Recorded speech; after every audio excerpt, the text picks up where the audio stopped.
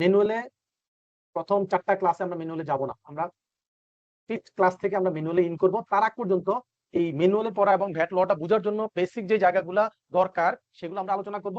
ওই আলোচনা করার কারণে এই প্রথম 4টা ক্লাসের কারণে আপনাদের ভ্যাটের মেজর এরিয়াগুলো আপনারা বুঝে যাবেন। দেন আমরা যখন ম্যানুয়ালে যাব তখন দেখবেন যে আপনাদের কাছে ম্যানুয়ালটা অনেক সহজ লাগছে এবং অনেক অল্প সময়ে আমরা ম্যানুয়ালটা কভার করতে পারবো। সবাই কি আমার কথা বুঝতে পেরেছেন? জি স্যার, বুঝতে পেরেছি। জি স্যার, বুঝতে পারছি।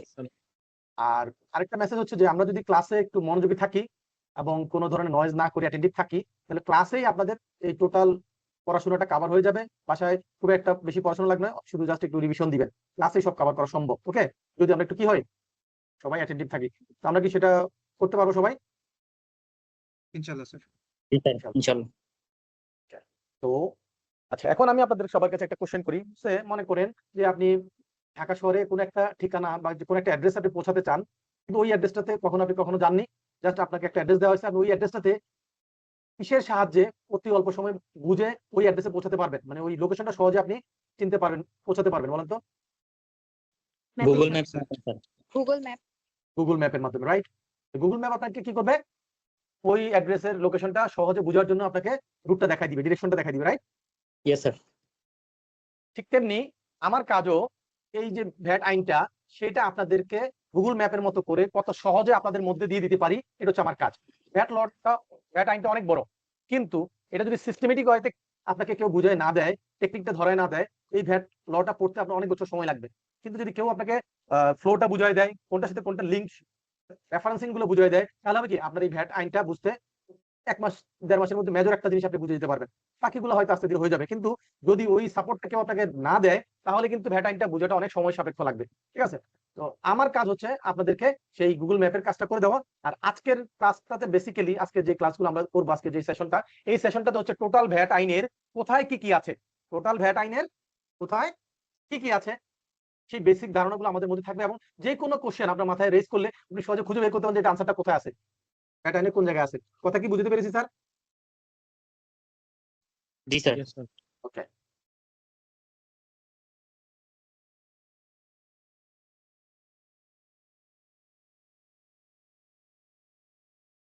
তো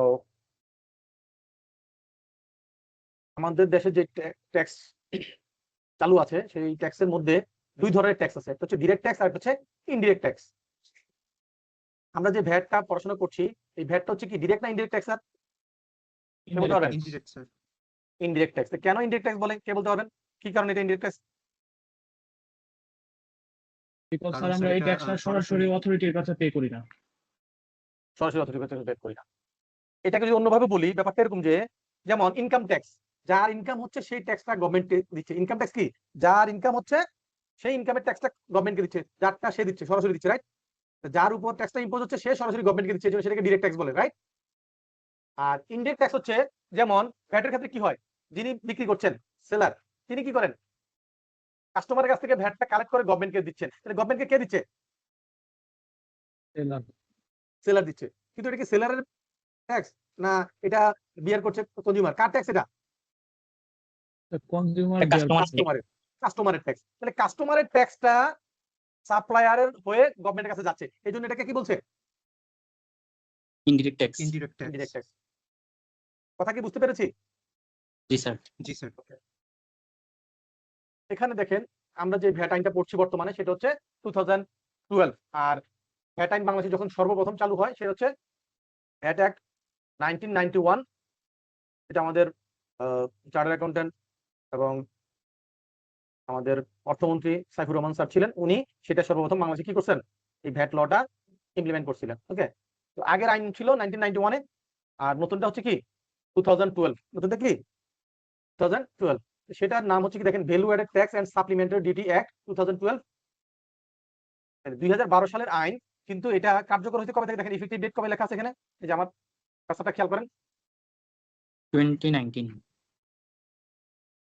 তাহলে 2012 সালের আইন 2019 সালের জুলাই থেকে ইফেক্টিভ হয়েছে, রাইট? জি স্যার। ওকে, তাহলে আইনটা 12 সালে, তাহলে যদি আইনটা 12 সালে পাস হয়, তাহলে 12 সাল থেকে তো ইফেক্টিভ হওয়ার কথা, রাইট? 19 সালে কেন? কারণ হচ্ছে আমাদের দেশে যারা বিজনেসম্যান, তারা এটার বিরুদ্ধে করেছে, তারা সময় চেয়েছে যে আমরা এখনো তৈরি না, এরকম করতে করতে করতে এটা 12 সাল থেকে 19 সাল পর্যন্ত এফোর্ট করা হয়েছে। দেন 19 সালের জুলাই থেকে নতুন ভ্যাট আইনটা কার্যকর হয়েছে। ওকে, আর এই ভ্যাট আইনের ডিটেলস জিনিসপত্র বোঝার জন্য সেটার জন্য আবার একটা ভ্যাট রুলস তৈরি করা হয়েছে, সেটা হচ্ছে 2016-তে। কততে করা হয়েছে এটা? 2016 2016-এ, এবং সেটাও ইফেক্টিভ হয়েছে এট এ টাইম 2019-এর জুলাই থেকে। তাহলে যদি আমাদেরকে জিজ্ঞেস করা হয় যে ভ্যাট আইনের হিস্ট্রিটা কি, তাহলে সর্বপ্রথম ভ্যাট আইন কোনটা হচ্ছিল? ভ্যালু ট্যাক্স অ্যাক্ট 1991, রুলস ছিল 1991। ওকে, আর বর্তমান যেটা আছে সেটার নাম কি? Value tax and supplementary duty act 2012, আর value tax and supplementary duty rules 2016। এই দুইটা কথা কি মনে থাকবে স্যার? জি স্যার। একটা জিনিস যদি খেয়াল করে দেখেন, এই যে পুরাতন যে ভ্যাট আইনটা, এটাতে দেখেন তো সেকশন কয়টা ছিল? এই যে আমি যেটা হাইলাইট করলাম, সেকশন কয়টা ছিল? 73 আর রুলস কয়টা একটা। ছিল? 43 43। ওকে, এখন দেখেন নতুন আইনে কয়টা আছে? 73 জায়গায় এখন কত হয়েছে? 139 তাহলে কি আগে 39? আগে কি আগে থেকে বেড়েছে না কমেছে? বেড়েছে। আচ্ছা, রুলস কয়টা ছিল? 43 আর এখন কত? 119। 190 তাহলে সেকশনের দিক থেকে প্রায় ডবল, রুলসের ক্ষেত্রে প্রায় ট্রিপল, রাইট? জি স্যার। এটা দিয়ে আমরা কি বুঝি? যেমন ফর্ম গুলো দেখেন, আগে ফর্ম ছিল অনলি 35, নিচে খেয়াল করেন, এই যে কয়টা ফর্ম ছিল? 35। এখন এখন ফর্ম আছে মোর দেন 76, মোর দেন কি 76। 76। তাহলে এই দুইটার কম্পারিজন থেকে আপনাকে কাছে কি মনে হয়? নতুন আইনটা আগের থেকে অনেক বেশি ডিটেইলস লেভেলে না অনেক বেশি সংক্ষিপ্ত? কি মনে হয়? ডিটেইলস তার মানে আগের আইনে অনেক কিছু ডিটেইলস বলা ছিল না, এই আইনে এগুলোকে অনেক বেশি ডিটেইলস করা হয়েছে মানুষের বোঝার জন্য। ঠিক আছে, এখন আমরা শিখবো এই ভ্যাট লটার ম্যাপটা শিখবো। যে ঢাকা সিটি কর্পোরেশনের যেরকম ম্যাপ আছে, তাই না, বাংলাদেশের ম্যাপ আছে, সেরকম আমরা এই ভ্যাট লয়ের ম্যাপিংটা শিখবো, কোথায় কি আছে। তাহলে ভ্যাট আইনে ভ্যাট অ্যাক্ট আছে, ভ্যাট লয়ের ক্ষেত্রে কি আছে? একটা ভ্যাট অ্যাক্ট আছে, আর হচ্ছে ভ্যাট রুলস আছে, রাইট? এই যে দেখেন একটা টেবিল দেওয়া আছে, টেবিলের বাম দিকে যদি আমরা খেয়াল করি, দেখবেন যে এখানে 1 2 3 করে এভাবে চ্যাপ্টারের সিরিয়াল নাম্বার দেওয়া আছে। তাহলে দেখেন মাঝখানে দেখেন চ্যাপ্টার 1 2 3 4 8, তাহলে টোটাল কতটা চ্যাপ্টারের নাম বলা আছে স্যার? 18টা। তাহলে এই টোটাল ভ্যাট আইনের এবং রুলস এর টোটাল চ্যাপ্টার হচ্ছে কয়টা? 18 চ্যাপ্টার, 18টা চ্যাপ্টার। তাহলে আমরা ভ্যাট আইন এবং ভ্যাট রুলস যেটা ছিল, ভ্যাট অ্যাক্ট এবং ভ্যাট রুলস, এই দুইটাতে টোটাল 18টা চ্যাপ্টার আছে। এবং বাম সাইড যদি আমরা খেয়াল করি, বাম সাইড হচ্ছে ভ্যাট অ্যাক্ট, এই যে বাম সাইড হচ্ছে ভ্যাট অ্যাক্ট, এগুলো হচ্ছে ভ্যাট অ্যাক্ট, আর ডান সাইড হচ্ছে রুলস, মাঝখানে হচ্ছে চ্যাপ্টারের নামটা দিয়েছি। তাহলে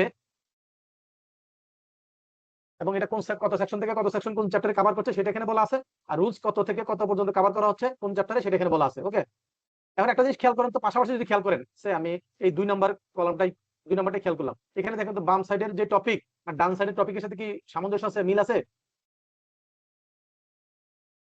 স্যার 2 নম্বর চ্যাপ্টারের লেফট সাইডে অ্যাক্টের যেই হেডিং আর হচ্ছে গিয়ে রুলসের যে চ্যাপ্টার 2 এর নাম, এই দুইটার নাম পাশাপাশি দেখেন তো, কোনো মিল আছে না মিল নাই? মিল আছে। মিল আছে। ওকে, এটা হচ্ছে এই আইনের, নতুন আইনের একটা সবচেয়ে বড় বেনিফিট। পুরাতন আইনে চ্যাপ্টার 1 এ যা বলা আছে আইনের, রুলসে চ্যাপ্টার 1 এ তা নাই। তার মানে হচ্ছে একটা রুলসের চ্যাপ্টারের সাথে একটা চ্যাপ্টারের কি ছিল না, কোনো সামঞ্জস্য বা মিল ছিল না, যার কারণে আপনাকে বিভিন্ন জায়গায় খুঁজে সেই জিনিসটা বের করতে হতো। এখন কি হচ্ছে, আপনি ভ্যাট আইনের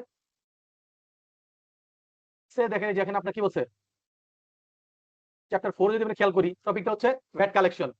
আবার রুলসে গেলে দেখেন তো টপিকটা কি, ভ্যাট কালেকশন, বুঝছেন না স্যার? তাহলে আমরা যদি কোনো টপিক ভ্যাট আইনে খুঁজে দেখি কোন চ্যাপ্টারে, তাহলে ঠিক সেম চ্যাপ্টারে রুলসে গিয়ে একই টপিক পাবো। এটা কি বুঝতে পেরেছি স্যার? জি স্যার। ওকে, এখন মনে করেন আপনার মাথায় কোনো একটা কোশ্চেন আসছে বা কেউ কিছু একটা জিজ্ঞেস করছে, আপনি ভ্যাটে সেই আনসারটা কোথায় পাবেন এটা চিন্তা করছেন। তাহলে সেটা কিভাবে পাবেন? যা কিছু আছে এই 18টা চ্যাপ্টারের মধ্যেই আছে, যা কিছু আছে কোথায় আছে? রেসপন্স করেন, যা কিছু আছে সবগুলো কোথায় আছে? এই 18টা চ্যাপ্টারের মধ্যেই আছে, কোথাও না কোথাও আছে, রাইট? এখন যদি আপনার মাথায় কোশ্চেন আসে যে ভ্যাটের বুকস অফ অ্যাকাউন্টস সম্পর্কে কোথায় বলা আছে, কিভাবে ভ্যাটের বুকস অফ অ্যাকাউন্টস মেইনটেইন করতে হবে, আপনার মাথায় কোশ্চেন আসছে, তাহলে আপনি কি করবেন? এই 18টা চ্যাপ্টারের প্রত্যেকটা চ্যাপ্টারের যেই হেডিংসটা সেটা চেক করেন, দেখেন তো এই এই পেজে এই 8টা চ্যাপ্টারের মধ্যে কোথাও কি বুকস অফ অ্যাকাউন্টস সম্পর্কে বলা আছে কিনা একটু এক নজর দেখে বলেন তো। না স্যার নাই। নাই। ওকে, তারপর আমাদের এখানে দেখেন তো কোথাও বলা আছে কিনা।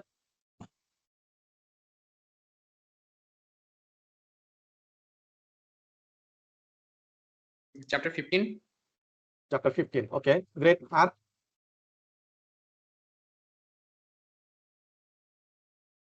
আছে কোথাও না একটাই? ওকে আমরা চ্যাপ্টার 15টা নিলাম, কতটা নিলাম ওকে। এবার এখানে আসেন তো, দেখেন এখানে যে চ্যাপ্টার 6টা একটু দেখেন তো কি আছে এখানে। tax invoices and other documents. Right, তাহলে এখানে tax invoice and other documents. Documents মানে কি? বুঝছো? Record, right? ডকুমেন্টস মানে জি, কি? স্যার। রেকর্ড।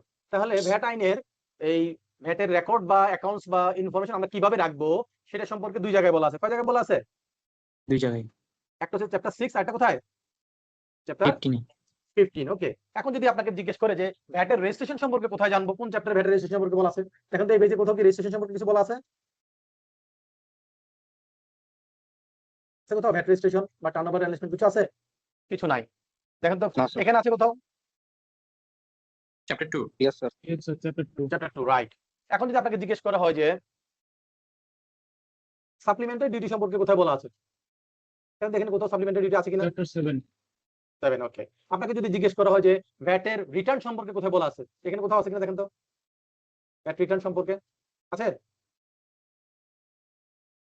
No, sir. নাই, রাইট? ওকে, এখানে দেখেন তো কোথাও ভ্যাট রিটার্ন সম্পর্কে বলা আছে কিনা? Chapter 9. নাই, ওকে। এখন যদি আপনাকে জিজ্ঞেস করা হয় ভ্যাট আইনে যদি কোনো নন কমপ্লায়েন্স করা হয় বা কোনো কি বলে অপরাধ করা হয় তাহলে সেটার পানিশমেন্ট কি হবে সেটা সম্পর্কে কোথায় বলা আছে? এখানে কি কোথাও দেখেন তো কোথাও ফাইন, পানিশমেন্ট, পেনাল্টি কিছু আছে কিনা এখানে? না নেই। No, sir. এখানে দেখেন তো আছে কিনা? Chapter 16. চ্যাপ্টার 16 ওকে। এখন যদি আপনাকে 16 জিজ্ঞেস করা হয় যে ভ্যাট আইনে ভ্যাটের অথরিটি সম্পর্কে কোথায় বলা আছে, ভ্যাটের অথরিটি কারা, তাদের দায়িত্ব কি, এগুলো সম্পর্কে কোথায় বলা আছে? এই পেজে কি কোথাও আছে দেখেন তো এই 8টা চ্যাপ্টারের মধ্যে? Chapter 7, supplementary duty. No no no, আপনাকে তো জিজ্ঞেস করছি ম্যাডাম যে কি জিজ্ঞেস করছি? ভ্যাট অথরিটি, ভ্যাটের যারা অফিসার আছে তারা কারা, ভ্যাটের অফিসার কারা কারা, তাদের দায়িত্ব কি, এখানে আছে কোথাও? নাই। Sir No, chapter sir. No, 3 sir. এখানে কোথায় আছে দেখেন তো? ভ্যাট অথরিটি কোথায় আছে দেখেন? 12 রাইট, ভ্যাট হচ্ছে 12 এ। এখন যদি আপনাকে পরীক্ষায় বলে যে ভ্যাট আইনে আপিল সম্পর্কে কোথায় বলা আছে? আছে এই পেজে কোথাও? No, sir. নাই। এই পেজে কোথাও আছে ভ্যাটের আপিল? 17. 17. 17, sir. তাহলে এই যে আপনাকে যত কোশ্চেন করা হবে তার কোশ্চেনটাকে এই 18টা চ্যাপ্টারে যে হেডিংস আছে এইটার কোন চ্যাপ্টারের সাথে কাছাকাছি যায় মিলে সেভাবে আপনাকে খুঁজতে হবে। তাহলে আপনি ওই চ্যাপ্টারে গেলেই তখন গিয়ে ভিতরে ঢুকলে দেখেন দেন আপনার আনসার গুলো পেয়ে যাবেন। কথা কি বুঝতে পেরেছি স্যার? জি Yes, স্যার। sir. ওকে, তাহলে এটা একটু বোঝা গেল নাকি? জি স্যার। এখন যেটা হবে আপনারা মার্কেটে যত বই পাবেন, আইসিবির বই বলেন বাইরে বই যে কোনো বই পাবেন, বইতে যেটা দেওয়া আছে সেটা হচ্ছে সেকশন গুলার মানে অ্যাক্টের চ্যাপ্টার গুলো একটা সিরিয়ালে দেওয়া আছে, দেন ওটার পরে রুলস এর সিরিয়াল আলাদা দেওয়া আছে, কিন্তু পাশাপাশি কম্পারিজন করে কোনো বইতে দেওয়া নাই। কথা কি বুঝতে পেরেছি? এটা রুলস এবং অ্যাক্টের চ্যাপ্টার ওয়াইজ পাশাপাশি কম্পারিজন কোনো বইতে নাই। তাহলে এটা আপনাদেরকে দিয়ে দিলাম যাতে আপনারা সহজে দুইটা পাশাপাশি দেখতে পারেন। এতে কি ভালো হয়েছে না খারাপ হয়েছে? ভালো হয়েছে স্যার। খুবই ভালো হচ্ছে, sir. ভালো হয়েছে ওকে। আমরা কি কেউ কখনো কোনো জায়গা থেকে কোনো কিছু কিনতে গেলে আপনার কাছ থেকে ভ্যাট নিয়েছে, এরকম কোনো কিছু হয়েছে কখনো? তো Yes, shopping sir. Centre add করে। কোথায়? শপিং মল, তারপর এখন তো ওই Agora. আচ্ছা, তার মানে আপনি বলছেন যে ডিপার্টমেন্টাল শপ বা শপিং মল এগুলাতে আপনারা দেখেছেন, রাইট? সুপার শপগুলোতে এখন তো নেয় না। নেয় না। ওকে, এটা যে কোনো একজন এটা মনে রাখবেন, আজকে ক্লাসের শেষের দিকে বলে দিব যে কেন নেয় না। অনেকের একটা ভুল ধারণা যে সুপার শপে ভ্যাট নাই। অনেকের ধারণা কি? না আগে ছিল, এখন ইদানিং অনেকদিন ধরে নিচ্ছে না। হ্যাঁ, সেটাই তো বললাম স্যার। আপনিও তো সবার মতো, আপনিও কি সবার মতো, কারণ আপনার তো ভ্যাটের ওই কি বলে উপর পিএইচডি করা নাই, এই জন্য আপনি সবার মতো আনসার দিবেন, এটাই স্বাভাবিক, তাই না স্যার? জি স্যার। স্যার প্রোডাক্টের প্রাইসের সাথে অলরেডি ভ্যাটটা ইনক্লুড থাকে। না এরকম না, এটা ঘটনা আছে বলবো। হ্যাঁ, তাহলে যে কোনো একজন দায়িত্ব নেন, ক্লাসের শেষের দিকে আমাকে মনে করে দিন। Okay sir? জি স্যার। ওকে স্যার স্লাইডগুলো কি স্যার জি। এখানে অ্যাক্ট গুলা কি হচ্ছে আইন আর রুলস হচ্ছে আইনে কি কি থাকবে এগুলা? এক মানে একটা বাংলা হচ্ছে আইন আর রুলস এর বাংলা হচ্ছে বিধিমালা। কথা কি বুঝতে পেরেছি ম্যাডাম? জি স্যার। এখন আপনার কোশ্চেন আসতে পারে যে অ্যাক্ট আর রুলস এর মধ্যে পার্থক্য কি? অ্যাক্ট হচ্ছে গভর্নমেন্টের আইন মন্ত্রণালয় থেকে যে কোনো বিষয়ের উপর একটা আইন ড্রাফটিং করে এটা অনেক যাচাই বাছাই করার পর এটা পার্লামেন্টে পাঠায়। কোথায় পাঠায়? পার্লামেন্টে। পার্লামেন্টে। পার্লামেন্ট মানে কি বাংলায় সংসদ, রাইট? সংসদ জি। অধিবেশনে পাঠায়।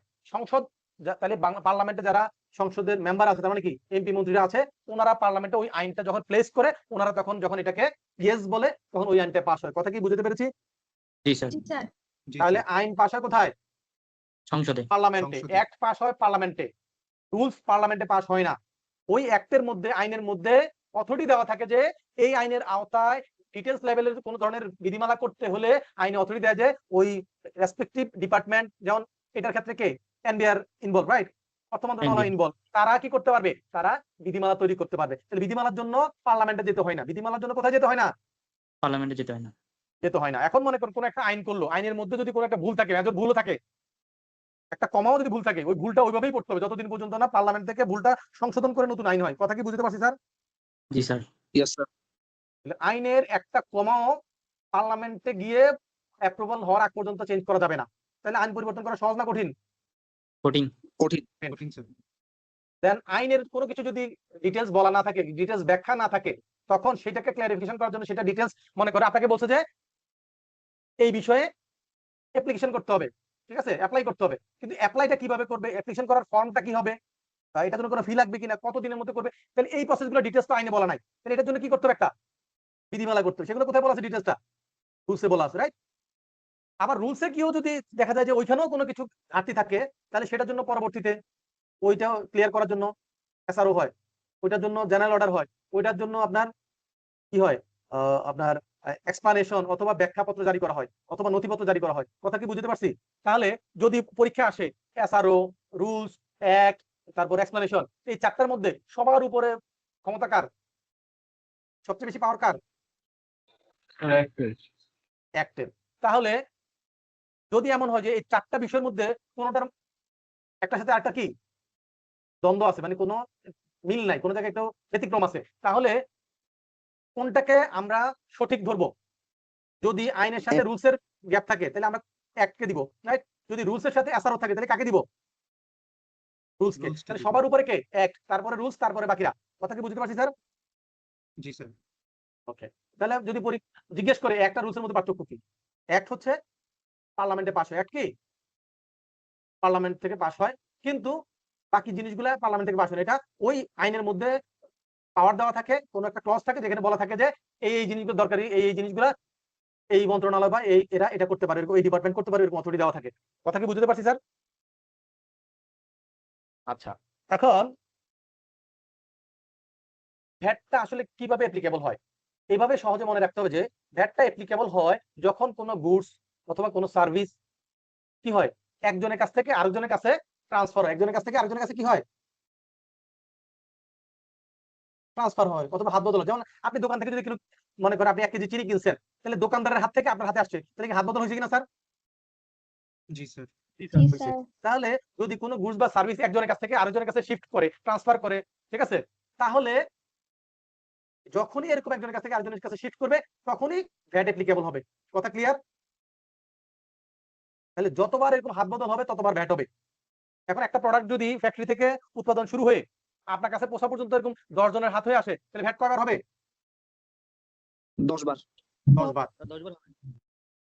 এখন যদি আমি একটা এক্সাম্পল দিই, যে একটা সিমেন্ট ফ্যাক্টরি, হ্যাঁ, তারা সিমেন্ট তৈরি করছে। সিমেন্ট তৈরি করার পর তাহলে সিমেন্ট তৈরি করতে গেলে তার কি র মেটেরিয়ালস লাগবে না স্যার? লাগবে কিনা? জি স্যার সিমেন্ট তৈরি করতে গেলে র মেটেরিয়ালস লাগবে না? জি স্যার নাকি কোনো ডাউট আছে যে র মেটেরিয়ালস ছাড়াই সিমেন্ট হয়ে যাবে? না স্যার সিমেন্ট তৈরি করার জন্য র মেটেরিয়ালস লাগে হচ্ছে ক্লিংকার, জিপসাম, লাইমস্টোন, স্ল্যাগ, এরকম এই আইটেম গুলো লাগে। ওকে, ফ্লাই অ্যাশ এগুলো লাগে। তো এই 4-5টা আইটেম লাগে। এগুলা বাংলাদেশে নাই, বাংলাদেশে নাই, এটা অন্য দেশ থেকে ইম্পোর্ট করে আনতে হয়। বাংলাদেশে ম্যাক্সিমাম এটা থাইল্যান্ড থেকে আসে অথবা ভিয়েতনাম থেকে আসে। কোথা থেকে আসে? থাইল্যান্ড অথবা ভিয়েতনাম থেকে আসে। এই যে এগুলো আমরা নিয়ে আসতেছি, বিদেশ থেকে কিনে নিয়ে আসতেছি, বাংলাদেশে ঢুকতেছে কোন প্রসেসের মাধ্যমে? পোর্টের মাধ্যমে ঢুকে, রাইট? বাংলাদেশে কোনো গুডস ঢুকতে হলে কিভাবে ঢুকতে হবে? পোর্টের মাধ্যমে ঢুকতে হবে, হয় এয়ারপোর্ট, নইলে ল্যান্ড পোর্ট, নইলে সি পোর্ট, রাইট? জি স্যার নাকি অন্য কোনো ব্যবস্থা আছে, নাকি তার কাটার বেড়ার নিচে দিয়ে ব্যবস্থা আছে?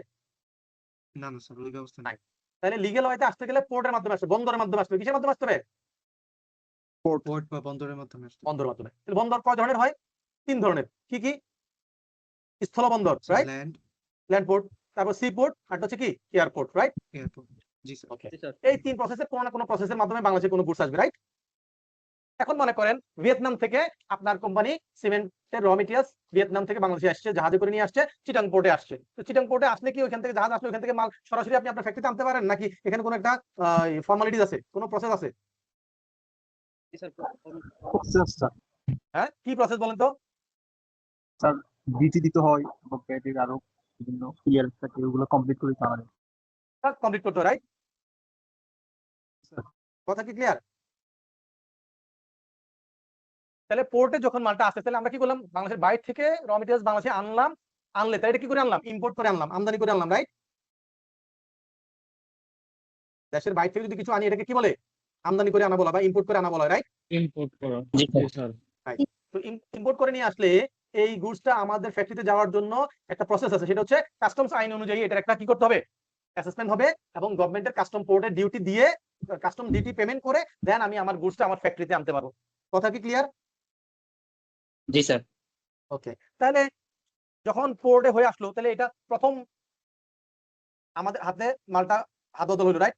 তাহলে বিদেশ থেকে বাংলাদেশে আসলে এটা আমার কাছে হাত বদল হলো, একটা হাত বদল হলো, রাইট নাকি? এরপর এই গুডসটা আমি কোথায় নিয়ে আসবো? আমার ফ্যাক্টরিতে আনবো। আনার পরে এই র মেটেরিয়ালস ব্যবহার করে আমরা কি বানাবো? ফিনিশ গুড সিমেন্টের ব্যাগ বানাবো। 50 কেজির সিমেন্টের ব্যাগ, ওরকম আমরা প্রোডাক্ট তৈরি করবো, রাইট? তাহলে তার মানে হচ্ছে আমরা এখানে ম্যানুফ্যাকচার করবো। কি করবো স্যার? আমরা র মেটেরিয়ালস এনে কি করবো? ম্যানুফ্যাকচার করব স্যার। ম্যানুফ্যাকচার। এই যে ম্যানুফ্যাকচার করব, ম্যানুফ্যাকচার করার পর সিমেন্ট তৈরি করলাম, তৈরি করে কি আমার কাছে রেখে দিব? স্যার বিক্রি করব। মার্কেটে সাপ্লাই করব। আমরা কি করব সেটা? আমরা মার্কেটে বিক্রি করব, রাইট? এখন মার্কেটে কি আমরা আপনার সরাসরি বিক্রি করি না, আমাদের যারা ডিলার থাকে তাদের কাছে আমরা পাঠাই? ডিলারের মাধ্যমে বিক্রি করা হয়। ডিলারের মাধ্যমে তাহলে আমার ফ্যাক্টরি থেকে আমি কয়েকভাবে বিক্রি করতে পারি। একটা হলো যদি কোনো কর্পোরেট ক্লায়েন্ট হয় তার কাছে সরাসরি বিক্রি করতে পারি, ইন্ডিভিজুয়ালের কাছে খুব কম এরকম বিক্রি করতে পারি, আর ম্যাক্সিমাম হচ্ছে আমি এখান থেকে ডিলার কাছে পাঠাই, ডিলার তারপর অন্য কাছে বিক্রি করে, রাইট? তাহলে আমার ফ্যাক্টরি থেকে যখন সিমেন্টের ব্যাগগুলো বের হচ্ছে, আমার ফ্যাক্টরি থেকে সিমেন্টের ব্যাগ বের হচ্ছে, তাহলে আমার কাছ থেকে আরেকজনের কাছে হাত বদল হচ্ছে, তাহলে এটা সেকেন্ড টাইম হাত বদল হচ্ছে, রাইট স্যার? জি স্যার। এই প্রোডাক্টটা ম্যানুফ্যাকচার হয়ে যখন আরেকজনের কাছে হাত বদল হচ্ছে, তখন সেটাকে বলছে, আমার ফ্যাক্টরি থেকে বের হওয়াকে বলছে যে ম্যানুফ্যাকচারিং স্টেজ। কি বলছে? প্রোডাক্টটা তৈরি করার পরে যখন আমার ফ্যাক্টরি থেকে বের হবে, ওই সময়টাকে বলছে ম্যানুফ্যাকচারিং স্টেজ। আমার কাছ থেকে যখন হাত বদল হচ্ছে সেটাকে ম্যানুফ্যাকচারিং স্টেজ। আর ইম্পোর্ট করে নিয়ে এসে যখন কাস্টমস থেকে আমার কাছে মালটা আসতেছে, ওই কাস্টমস ডিউটি যখন দিচ্ছি সেটা হচ্ছে ইম্পোর্ট স্টেজ, রাইট? এটাকে ম্যানুফ্যাকচার করলাম, সিমেন্ট ব্যাগ তৈরি হলো আমার ফ্যাক্টরি থেকে। মনে করেন প্রত্যেকটা ডিভিশনে আমাদের এখন কয়টা ডিভিশন? সারা দেশে বিভাগ কয়টা?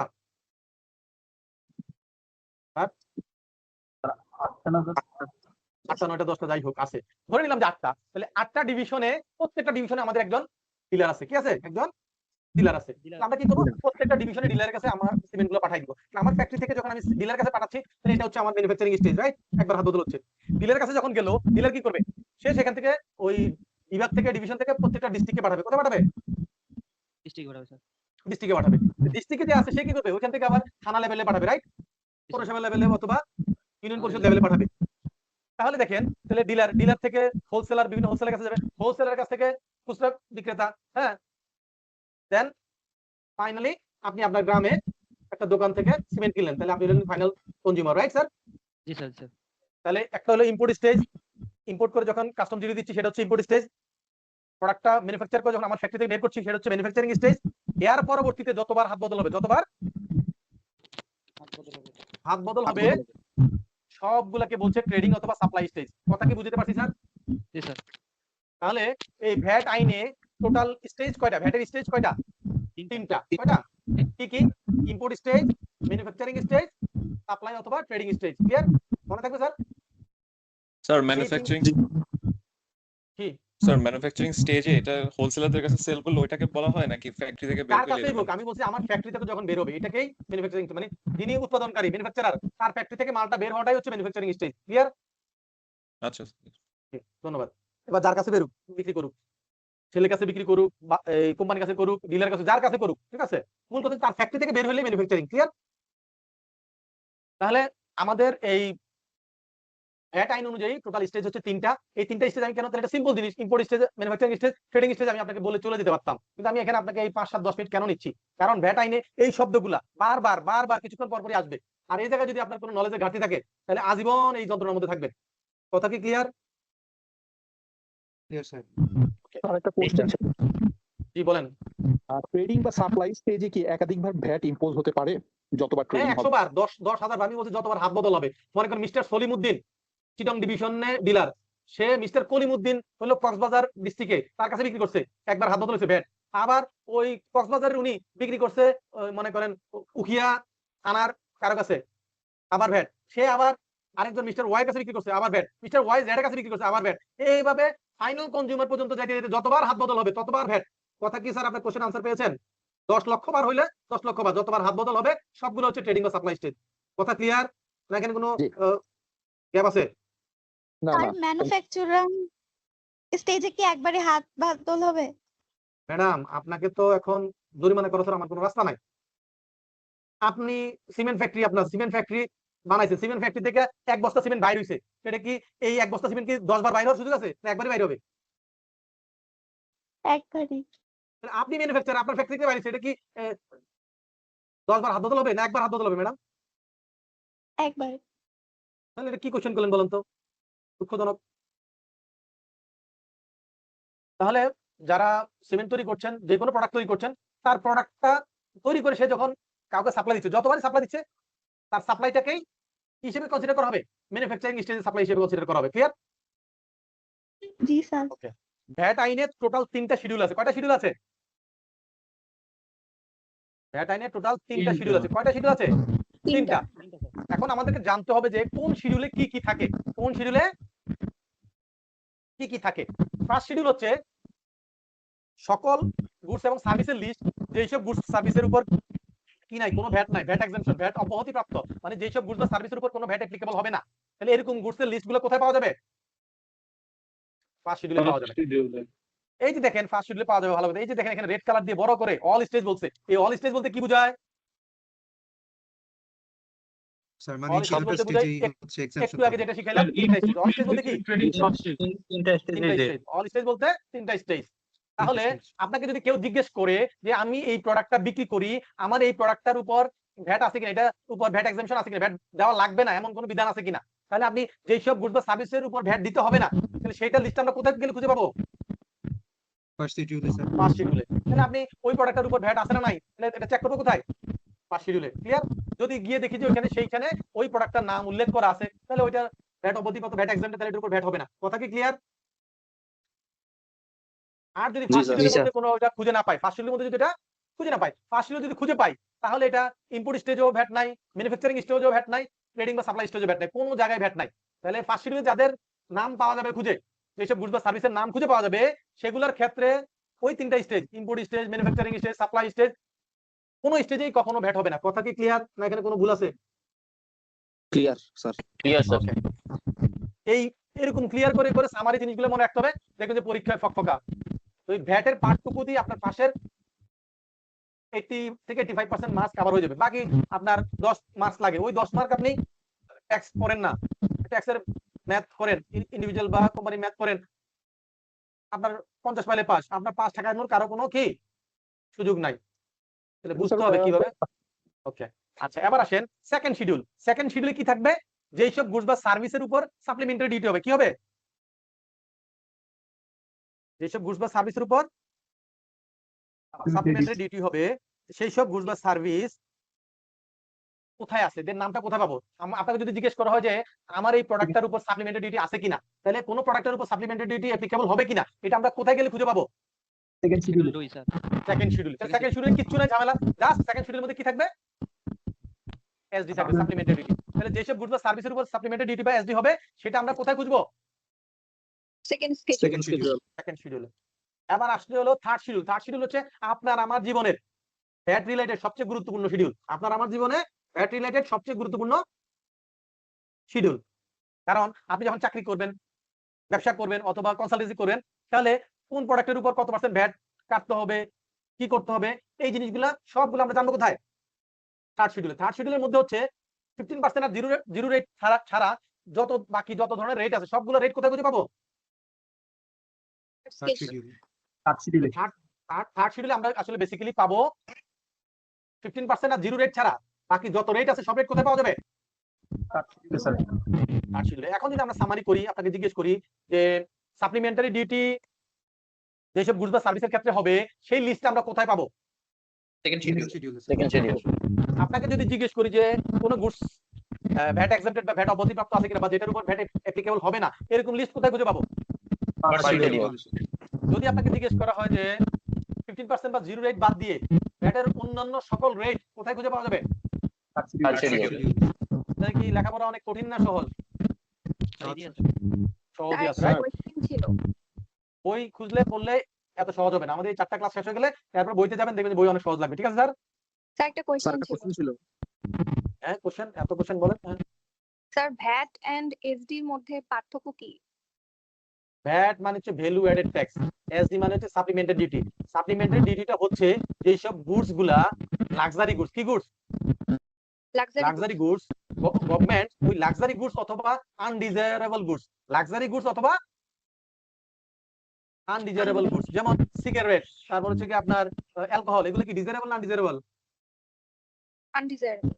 আনডিজায়ারেবল। সেজন্য গভর্নমেন্ট ওটার উপর আরো বেশি কি ট্যাক্স ইম্পোজ করে। এই যে যেসব গুডস গুলা লাক্সারি গুডস, হ্যাঁ, আর যেগুলা আনডিজায়ারেবল গুডস, এগুলোর ক্ষেত্রে গভর্নমেন্ট নরমাল ট্যাক্সের বাইরেও এডিশনাল ট্যাক্স ইম্পোজ করে। এই এডিশনাল যে ট্যাক্সটা ইম্পোজ করছে এটাকে বলছে সাপ্লিমেন্টারি ডিউটি। ক্লিয়ার? সম্পূরক শুল্ক। কি সম্পূরক শুল্ক বাংলায় বলে, ইংলিশ হচ্ছে সাপ্লিমেন্টারি ডিউটি। এটা কাদের ক্ষেত্রে হয়? যেসব গুডস গুলা লাক্সারি গুডস হয় অথবা আনডিজায়ারেবল গুডস হয়, সেগুলোর ক্ষেত্রে গভর্নমেন্ট বেশি ট্যাক্স আদায় করে, নরমাল ট্যাক্সের বাইরেও এডিশনাল ট্যাক্স আদায় করে। সেই এডিশনাল ট্যাক্সের আদায় করতে গেলে সেটা একটা নাম দেওয়া লাগবে না স্যার? জি স্যার। এই নামটা দিয়েছে supplementary duty tax. Clear sir? জি sir, thank you. Sir Okay. তাহলে সেকেন্ড স্কেজুলে নরমাল ট্যাক্সও নেওয়া হয় গুডস গুলো থেকে? মাথায় বুদ্ধি কম হলে এরকম হবে। সেকেন্ড শিডিউলে শুধুমাত্র হচ্ছে কি সাপ্লিমেন্টারি ডিউটি, আর অন্যগুলো তো অন্যান্য জায়গায় আছে। মনে করেন একটা প্রোডাক্ট বিক্রি করছে, এটার উপর ভ্যাট হইছে, কারণ এই প্রোডাক্টটা যদি গভর্নমেন্টের হিসাব অনুযায়ী এটা যদি লাক্সারি গুডস হয়, তাহলে সেক্ষেত্রে ভ্যাটের পাশাপাশি সাপ্লিমেন্টারি ডিউটি যোগ হবে। কথা কি বাংলা বুঝতে পেরেছি স্যার? হ্যাঁ স্যার, আমি ওইটাই বললাম যে আমি তো ওইটাই বললাম। সাপ্লিমেন্টারি গুডস যেটা supplementary tax, value added supplementary duty যেটা নিচ্ছে, ওগুলোতে তো নরমাল ট্যাক্সও নিচ্ছে, এর উপরে সাপ্লিমেন্টারি সেটাই তো আমি বললাম, তো এই কথাটা আবার ঘুরে বলার কি দরকার আছে? আমি তো না, বললাম যে এটা আচ্ছা। এডিশনাল বাড়তি নিবে, তাহলে ভ্যাটের বাইরে এটাকে তাকে কি করবে? অন্য ফরম্যাটে সাপ্লিমেন্টারি ডিউটি নিচ্ছে। ক্লিয়ার? আচ্ছা, আচ্ছা, নরমাল ট্যাক্সের yes. বাইরেও এটা নিচ্ছে। কথাটা পুরোটা শুনতে হবে স্যার, কারণ আচ্ছা, আপনাদের অনেক কিছু পড়াইতে হবে। আপনি যদি ক্লিয়ার না শুনেন, না বুঝেন, তাহলে কিন্তু দেখা যাবে যে আমি যত কিছু আপনাদেরকে বুঝাতে যাচ্ছি, দিতে যাচ্ছি, ওইটা সময় কভার করতে পারবো না। একটু অ্যাটেন্টিভ হইতে হবে। হ্যাঁ, ওকে স্যার। ওকে। এই যে ফার্স্ট শিডিউলে দুইটা পার্ট। কয়টা পার্ট? দুইটা পার্ট। এটা মনে রাখার কিছু নেই, সিম্পল। প্রথম পার্টে গুডস এর লিস্ট থাকবে, সেকেন্ড পার্টে কার লিস্ট থাকবে? সার্ভিস। সার্ভিস। এখন যদি আপনাকে জিজ্ঞেস করা হয় যে আপনি যে প্রতিষ্ঠানে জব করছেন তারা সার্ভিস প্রোভাইডার এবং তার একটা সার্ভিসের কথা জিজ্ঞেস হচ্ছে, এই সার্ভিসটা ভ্যাট এক্সাম্পটেড কিনা, তাহলে আপনি ফার্স্ট শিডিউলে কোথায় গিয়ে খুঁজবেন? ফার্স্ট পার্টে খুঁজবেন না সেকেন্ড পার্টে খুঁজবেন? Second part. ক্লিয়ার? আর যদি এটা গুডস হয় তাহলে কোথায় গিয়ে খুঁজবেন? ফার্স্ট পার্টে না সেকেন্ড পার্টে? ফার্স্ট পার্টে। তারপর হচ্ছে যে সেকেন্ড শিডিউলে আমরা কি পাবো বলছিলাম? এসডি পাবো, সাপ্লিমেন্টারি ডিউটি পাবো, রাইট? আর এই সাপ্লিমেন্টারি ডিউটি থার্ড শিডিউলের 3টা টেবিল আছে। কয়টা টেবিল আছে? 3টা। দেখাই তো যাচ্ছে, টেবিল চোখের সামনে লেখা আছে, টেবিল 1 2 3, 3টা টেবিল, রাইট? এই এখন আমাদেরকে জানতে হবে, দেখেন তো আমরা যখন পড়াশোনা করেছিলাম তাহলে টোটাল কয়টা স্টেজ পড়েছিলাম স্যার, মনে আছে কিনা? 3টা স্টেজ। দেখেন তো এই যে টেবিল 1 2 3, এখানে কোন স্টেজের নামটা নাই? ম্যানুফ্যাকচারিং। Manufacturing, sir. তার মানে সেকেন্ড শিডিউলে আমরা কোন স্টেজটা খুঁজে পাচ্ছি না? Manufacturing stage. ম্যানুফ্যাকচারিং খুঁজে পাচ্ছি না। এবার যদি দেখেন প্রথম দুইটা কি কার জন্য? সার্ভিস না গুডসের জন্য? গুডসের জন্য। তাহলে দেখেন তো গুডসের ক্ষেত্রে আমার 3টা স্টেজ হওয়ার কথা, এখানে আছে কয়টা স্টেজ? 2টা। ইম্পোর্ট স্টেজ আর সাপ্লাই স্টেজ। তাহলে কোনটা নাই? ম্যানুফ্যাকচারিং। ম্যানুফ্যাকচারিং নাই। তাহলে এখান থেকে কি শিখলাম হচ্ছে ম্যানুফ্যাকচারিং স্টেজে কোনো গুডসের উপর সাপ্লিমেন্টারি ডিউটি হয় না। কথা কি ক্লিয়ার বুঝতে পেরেছি? জি স্যার। তাহলে পরীক্ষা যদি আসে সাপ্লিমেন্টারি ডিউটি একটা প্রোডাক্ট, হ্যাঁ, এই নাম দিল, এটা ম্যানুফ্যাকচার করছে, এটার উপরে এসডি কি হবে? আনসার কি হবে? নাথিং, কারণ ম্যানুফ্যাকচারিং স্টেজে কোনো এসডি নাই। ক্লিয়ার? কথা কি ক্লিয়ার? Yes sir. জি স্যার। ওকে, এবার দেখেন তো সার্ভিসের ক্ষেত্রে কয়টা স্টেজ আছে? আমরা তো সার্ভিসের ক্ষেত্রে শুধুমাত্র এখানে একটা নাম পাচ্ছি, রাইট? জি স্যার। তাহলে সার্ভিসের ক্ষেত্রে শুধু সাপ্লাই স্টেজ আছে, তাহলে এর বাইরে তাহলে আর কোনটা বাকি রইলো? আর কোন দুটো বাকি রইলো? Import manufacturing. ইম্পোর্ট আর ম্যানুফ্যাকচারিং, রাইট? তাহলে এখান থেকে কি শিখলাম? সার্ভিসের ক্ষেত্রে শুধুমাত্র সাপ্লাই স্টেজে এসডি হয়। তাহলে এই দুটো মেজর জিনিস কি মনে রাখা যাবে? আমরা শিখলাম গুডস এর ক্ষেত্রে ম্যানুফ্যাকচারিং স্টেজে এসডি হবে না, আর সার্ভিসের ক্ষেত্রে শুধুমাত্র কোন স্টেজে এসডি হবে? Supply stage. সাপ্লাই স্টেজে। তাহলে ম্যানুফ্যাকচারিং বা ইম্পোর্ট স্টেজে এসডি নাই। আর ম্যানুফ্যাকচারিং তো হওয়ারই কথা না। সার্ভিস কি ম্যানুফ্যাকচার করা যায় স্যার? উৎপাদন করা যায়? No sir. না। ওকে, হ্যাঁ, রাইট। তাহলে এখান থেকে আমরা দুইটা জিনিস শিখলাম। একটা হচ্ছে গুডস এর ক্ষেত্রে ম্যানুফ্যাকচারিং স্টেজে এসডি হবে না, আর সার্ভিসের ক্ষেত্রে শুধুমাত্র কোন স্টেজে এসডি হবে? সাপ্লাই স্টেজে। সাপ্লাই স্টেজে। ওকে, আরেকটা জিনিস আমরা শিখতে হবে, সেটা হলো কোন গুডস বা সার্ভিসের উপর যদি কোনো একটা লেভেলে কোনো একটা স্টেজে এসডি হয়, তাহলে সেকেন্ড টাইম আর এসডি হবে না। তাহলে এসডি যে কোনো গুডস বা সার্ভিসের ক্ষেত্রে জীবনে তিনটা স্টেজের মধ্যে যে কোনো একটা স্টেজ হবে, একের অধিক স্টেজে হবে না। তাহলে এসডি কি হবে? একের অধিক স্টেজে হয় না। এখন মনে করেন যদি আপনি টেবিল 1 এ কোনো একটা গুডস এর লিস্টে দেখলেন যে সেটা ইম্পোর্ট স্টেজে এসডি আছে, তাহলে এটা পরবর্তীতে কি আর এসডি হবে? সাপ্লাই স্টেজ এই সাপ্লাই স্টেজে হবে না, কারণ একটা নির্দিষ্ট গুডস এর উপর একটা নির্দিষ্ট গুডস এর ক্ষেত্রে একবারই এসডি হবে, একটা নির্দিষ্ট গুডস এর ক্ষেত্রে একবারই এসডি হবে। মনে করেন এখানে এই যে 1 নাম্বার টেবিলে যেসব গুডস এর নাম আছে, সেম গুডস এর নামটা আপনি টেবিল 2 তে পাবেন না। কথা কি ক্লিয়ার বুঝতে পেরেছি স্যার? তাহলে গুডস বা সার্ভিসের ক্ষেত্রে শুধুমাত্র একটা স্টেজেই এসডি হবে। একবার যদি কোনো স্টেজে এসডি হয়, তাহলে পরবর্তীতে আর কোনো স্টেজে এসডি হবে না ওই সেম গুডস বা সার্ভিসের উপর। কথা কি এই তিনটা কথা মনে রাখা যাবে? জি স্যার। ওকে, স্যার একটু জানতে চাচ্ছিলাম, এসডি কি কখনো সাপ্লাই স্টেজে ইম্পোজ হয়? সবসময় তো ইম্পোর্ট স্টেজেই দেখি। বুঝি নাই। এসডি কি কখনো সাপ্লাই স্টেজে ইম্পোজ হয়? সবসময় তো আমরা ইম্পোর্ট স্টেজে এসডি ইম্পোজ হতে দেখি। আপনি দেখেন নাই এর মানে এই না যে সূর্য ওঠে নাই, ব্যাপারটা কি তাই না স্যার? অবশ্যই। জি, আপনি কখনো এই পিৎজা হাটে অথবা কেএফসি তে খেতে গিয়েছেন স্যার? খেয়াল পড়েছে, আছে। তাহলে সেখানে কি হলো? 5% সেটা কিভাবে হলো? বছর 5 আগে। আপনার কোশ্চেন আনসার পেয়েছেন স্যার? জি জি, থ্যাংক ইউ। জি, ধন্যবাদ। আমাদেরকে চোখ কান নাক খোলা রাখতে। পৃথিবীতে আপনার আশেপাশে অনেক কিছু আছে নেওয়ার মতো, যেগুলো নেওয়ার সেগুলো নেবেন, আর যেগুলো না নেওয়ার মতো সেগুলা ফেলে দিবেন। ঠিক আছে? তাহলে জীবনটা অনেক সহজ হবে। হ্যাঁ, ওকে। এরপর বলছিলাম যে আমরা থার্ড শিডিউল, এটা আমাদের জীবনের সবচেয়ে কি গুরুত্বপূর্ণ শিডিউল। দেখেন এখানে 4টা টেবিল আছে। কয়টা টেবিল আছে? 4টা টেবিল। এটা মনে রাখার জন্য আমি একটা সহজ ফর্মুলা দিয়ে দিই। দেখেন প্রথম টেবিল হচ্ছে 5, পরের টেবিল হচ্ছে 7.5, তারপর হচ্ছে 10%, আর 4 নাম্বার টেবিল হচ্ছে নির্দিষ্ট অ্যামাউন্ট, কোনো পার্সেন্টেজ না, অ্যামাউন্ট টাকা, এত টাকা, 500 টাকা, 1000 টাকা, 10 টাকা, 20 টাকা, এরকম। ঠিক আছে? নির্দিষ্ট অ্যামাউন্টের টাকা, কোনো পার্সেন্টেজ না। তাহলে এই 4টা টেবিলে কোথায় কত পার্সেন্ট এটা মনে রাখা যাবে না স্যার? Yes sir. তাহলে টেবিল 1 হচ্ছে 5, টেবিল 2 হচ্ছে 7.5, টেবিল 3 হচ্ছে 10, আর টেবিল 4 হচ্ছে নির্দিষ্ট অঙ্কের টাকা। তাহলে 4টা জিনিস কি মনে রাখা যাবে? জি স্যার। আর প্রত্যেকটা টেবিলে দুইটা part, table part A part B. প্রথম পার্ট হবে অলওয়েজ গুডস, পরের পার্ট অলওয়েজ কি সার্ভিস। সার্ভিস। তাহলে কি এটা মুখস্থ করার দরকার আছে না? একটু লজিক দিয়ে সহজে মনে রাখা যায়। মনে রাখা যায় স্যার। মনে রাখা যায়। এই থার্ড শিডিউলের একদম শেষে একটা প্যারা আছে। থার্ড শিডিউলের একদম শেষে কি আছে? একটা প্যারা আছে, যেখানে এই রেট গুলো সম্পর্কে বলা আছে। এই যে আমরা লোকালি যখন কোনো দোকান থেকে কিছু কিনি, তখন আমাদেরকে 7.5% ভ্যাট দিতে হয়। কত পার্সেন্ট ভ্যাট দিতে হয়? 7.5%। এটা গত বছর থেকে 7.5%। এর এক পর্যন্ত আমরা এটা 5% দিতাম। কত পার্সেন্ট দিতাম? 5%। গত বছরের জুলাই থেকে এটা আমরা এখন 7.5% দিচ্ছি। ওকে। এছাড়া আমরা যে ওষুধ কিনি, কেউ কি কখনো ফার্মেসি থেকে ওষুধ কিনেছি? বা লাস্ট ফার্মা, এই ফার্মা, সেই ফার্মা থেকে ওষুধ কিনেছি স্যার কখনো? কেউ কিনে নাই ওষুধ? কেন কিনেছেন। তো এই লাস্ট ফার্মা থেকে ওষুধ কেনার সময় যে বিল দিয়েছে, বিলের মধ্যে কি কোনো ভ্যাট দেখেছেন না দেখেন নাই?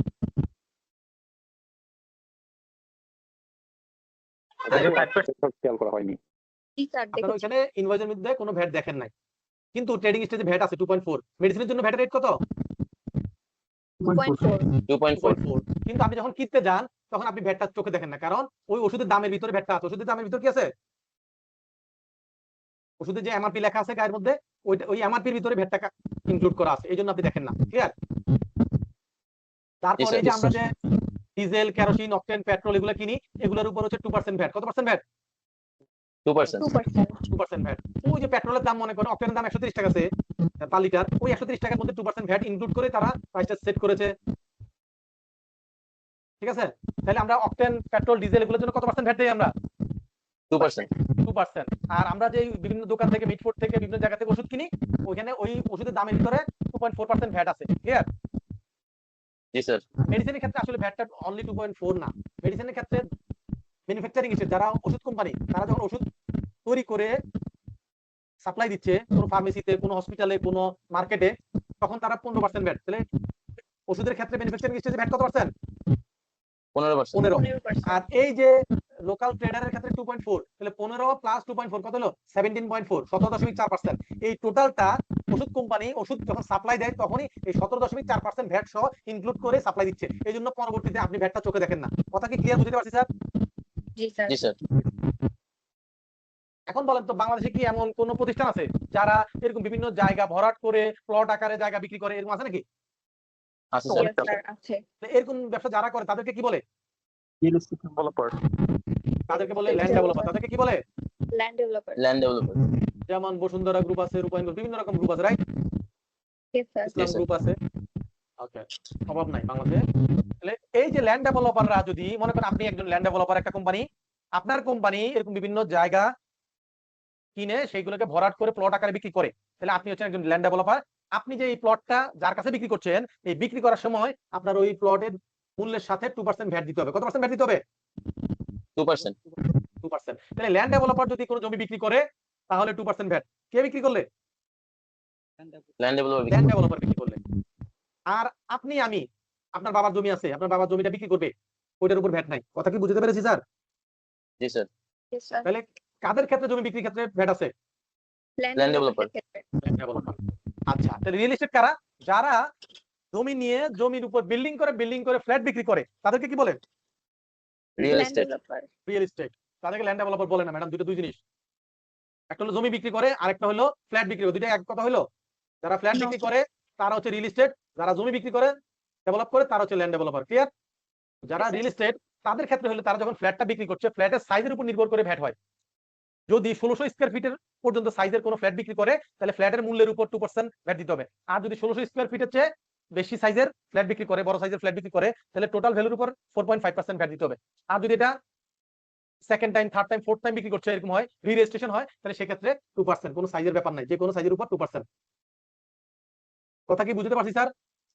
জি স্যার. Yes, sir. লাস্টে দেখেন একদম সবুজ কালার করা আছে, ফিউ হোলসেলার। এই ফিউ হোলসেলার জায়গায় আমি একটু ফিউর সাথে একটু স্পেসিফিক বলি। ফিউ স্পেসিফিক, কিছু নির্দিষ্ট পাইকারি ব্যবসায়ীর ক্ষেত্রে, কিছু নির্দিষ্ট পাইকারি ব্যবসায়ীর ক্ষেত্রে কি করছে? বলছে যে ভ্যাটের রেট হবে 1.5%। কত পার্সেন্ট? আমরা দেখেন উপরে দেখছি কত পার্সেন্ট হবে। যারা ট্রেডার তাদের ভ্যাট কত পার্সেন্ট আমরা দেখছি? 7.5%। 7.5. কিন্তু নিচে এসে বলছে যারা কিছু পাইকারি বিক্রেতা, কি কিছু পাইকারি বিক্রেতা, তাদের ভ্যাটের রেট হবে 1.5%। তাহলে এরা কারা? এরা হইলো পাইকারি মার্কেটে, কোন পাইকারি মার্কেটে শাড়ি, লুঙ্গি, গামছা, কাগজ, এই ধরনের জিনিসপত্র, তারপর হচ্ছে কি আপনার কি ওই কাপড় চোপড়, হ্যাঁ, যেমন 3 পিস, এগুলা কাপড় ড্রেস যদি বিক্রি করে, তাহলে শাড়ি, লুঙ্গি, গামছা এবং কাপড় চোপড়, আর হচ্ছে পেপার, কাগজ, এই ধরনের জিনিস যদি কোনো হোলসেল মার্কেট বিক্রি, ঢাকা শহরে কি এরকম কোনো হোলসেল মার্কেট আছে যেখানে শাড়ি, লুঙ্গি, গামছা এগুলা পাইকারি বিক্রি হয়? পাইকারি মার্কেট আছে? ইসলামপুর আছে না স্যার? আছে। তারপরে গাউসিয়া আছে? আছে। আছে। তাহলে এইসব মার্কেটে, এই যে হোলসেল মার্কেটে যদি এই ধরনের গুডস বিক্রি করে, তাহলে ওই ব্যবসায়ীর ক্ষেত্রে ভ্যাটের রেট কত হবে? 1.5। 1.5. 1.5। এই হোলসেল বিজনেসটা যদি ওই মার্কেটে না করে অন্য কোথাও করে, তাহলে কি ইন্না লিল্লাহি ওয়া ইন্না ইলাইহি রাজিউন। কথা সোজা। আইন যারা পেশায় চিন্তা করবে তার লাইফ শেষ, সে আর ভালো করতে পারবে না।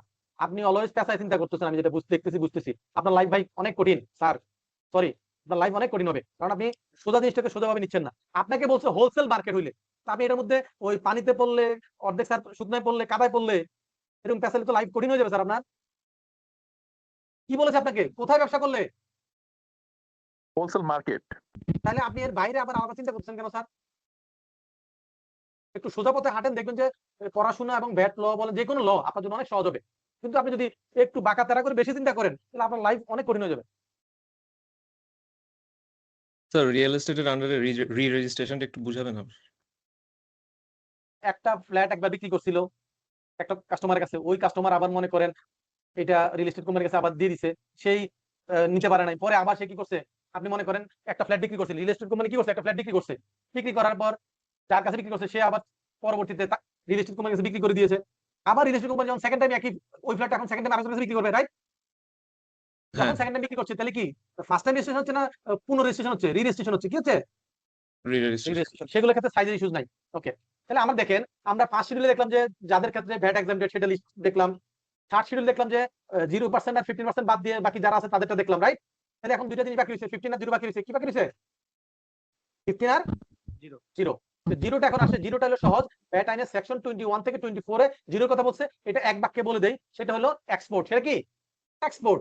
এক্সপোর্ট সেগুলোর ক্ষেত্রে ভ্যাটের রেট কত পার্সেন্ট হবে? 0 0। 0 0 মানে একটা রেট।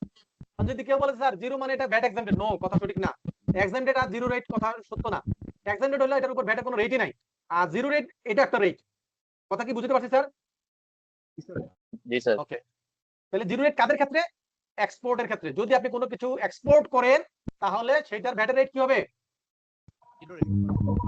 0, বড় একটা 0 হবে, রাইট? এবং এক্সপোর্ট বলতে কি বোঝায়? এক্সপোর্ট মিন্স ডিরেক্ট এক্সপোর্ট এবং ডিম এক্সপোর্ট। ডিরেক্ট এক্সপোর্ট কি?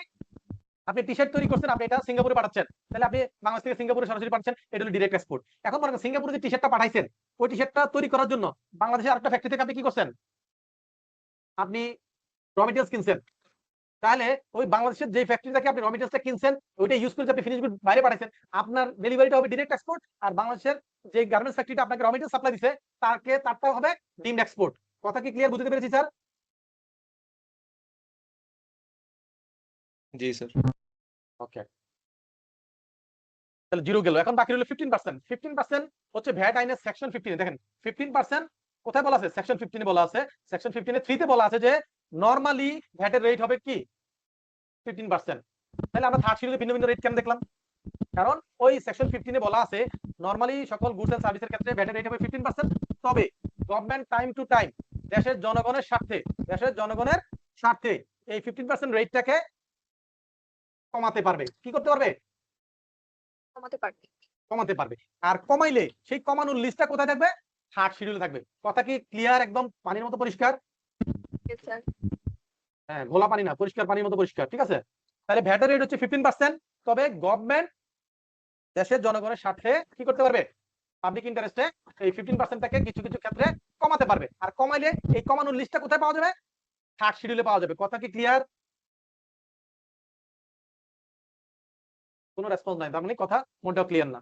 ভালো, sir clear sir okay. Turnover tax বলছে 4%। এটা কি? এটা হচ্ছে আমরা যখন আগামী, এটা জাস্ট জেনে রাখেন যে টার্নওভার ট্যাক্স 4%। এটা ডিটেইলস আজকে আলোচনা করার দরকার নাই, আগামী ক্লাসে আমাদের যখন আমরা ভ্যাটের রেজিস্ট্রেশন শিখবো সেখানে টার্নওভার ট্যাক্সের উপর ডিটেইলস আলোচনা করব। Okay sir? Okay sir okay, turnover tax 4%। আর আমরা যে ইম্পোর্ট করে নিয়ে আসতেছি, ইম্পোর্ট করার সময় গভর্নমেন্ট করতেছে কি, ইম্পোর্টার হিসেবে যদি আমি ম্যানুফ্যাকচারার হিসেবে ইম্পোর্ট করি, তাহলে সেক্ষেত্রে আমার কাছ থেকে এডিশনাল 2% আমার কাছ থেকে এটি মিন্স হচ্ছে অ্যাডভান্স ট্যাক্স, আগাম কর, বাংলায় বলে আগাম কর কালেক্ট করছে। আর ম্যানুফ্যাকচার ছাড়া অন্য যে কোনো কমার্শিয়াল ইম্পোর্টার, তাদের ক্ষেত্রে গভর্নমেন্ট 7.5% এটি কালেক্ট করছে।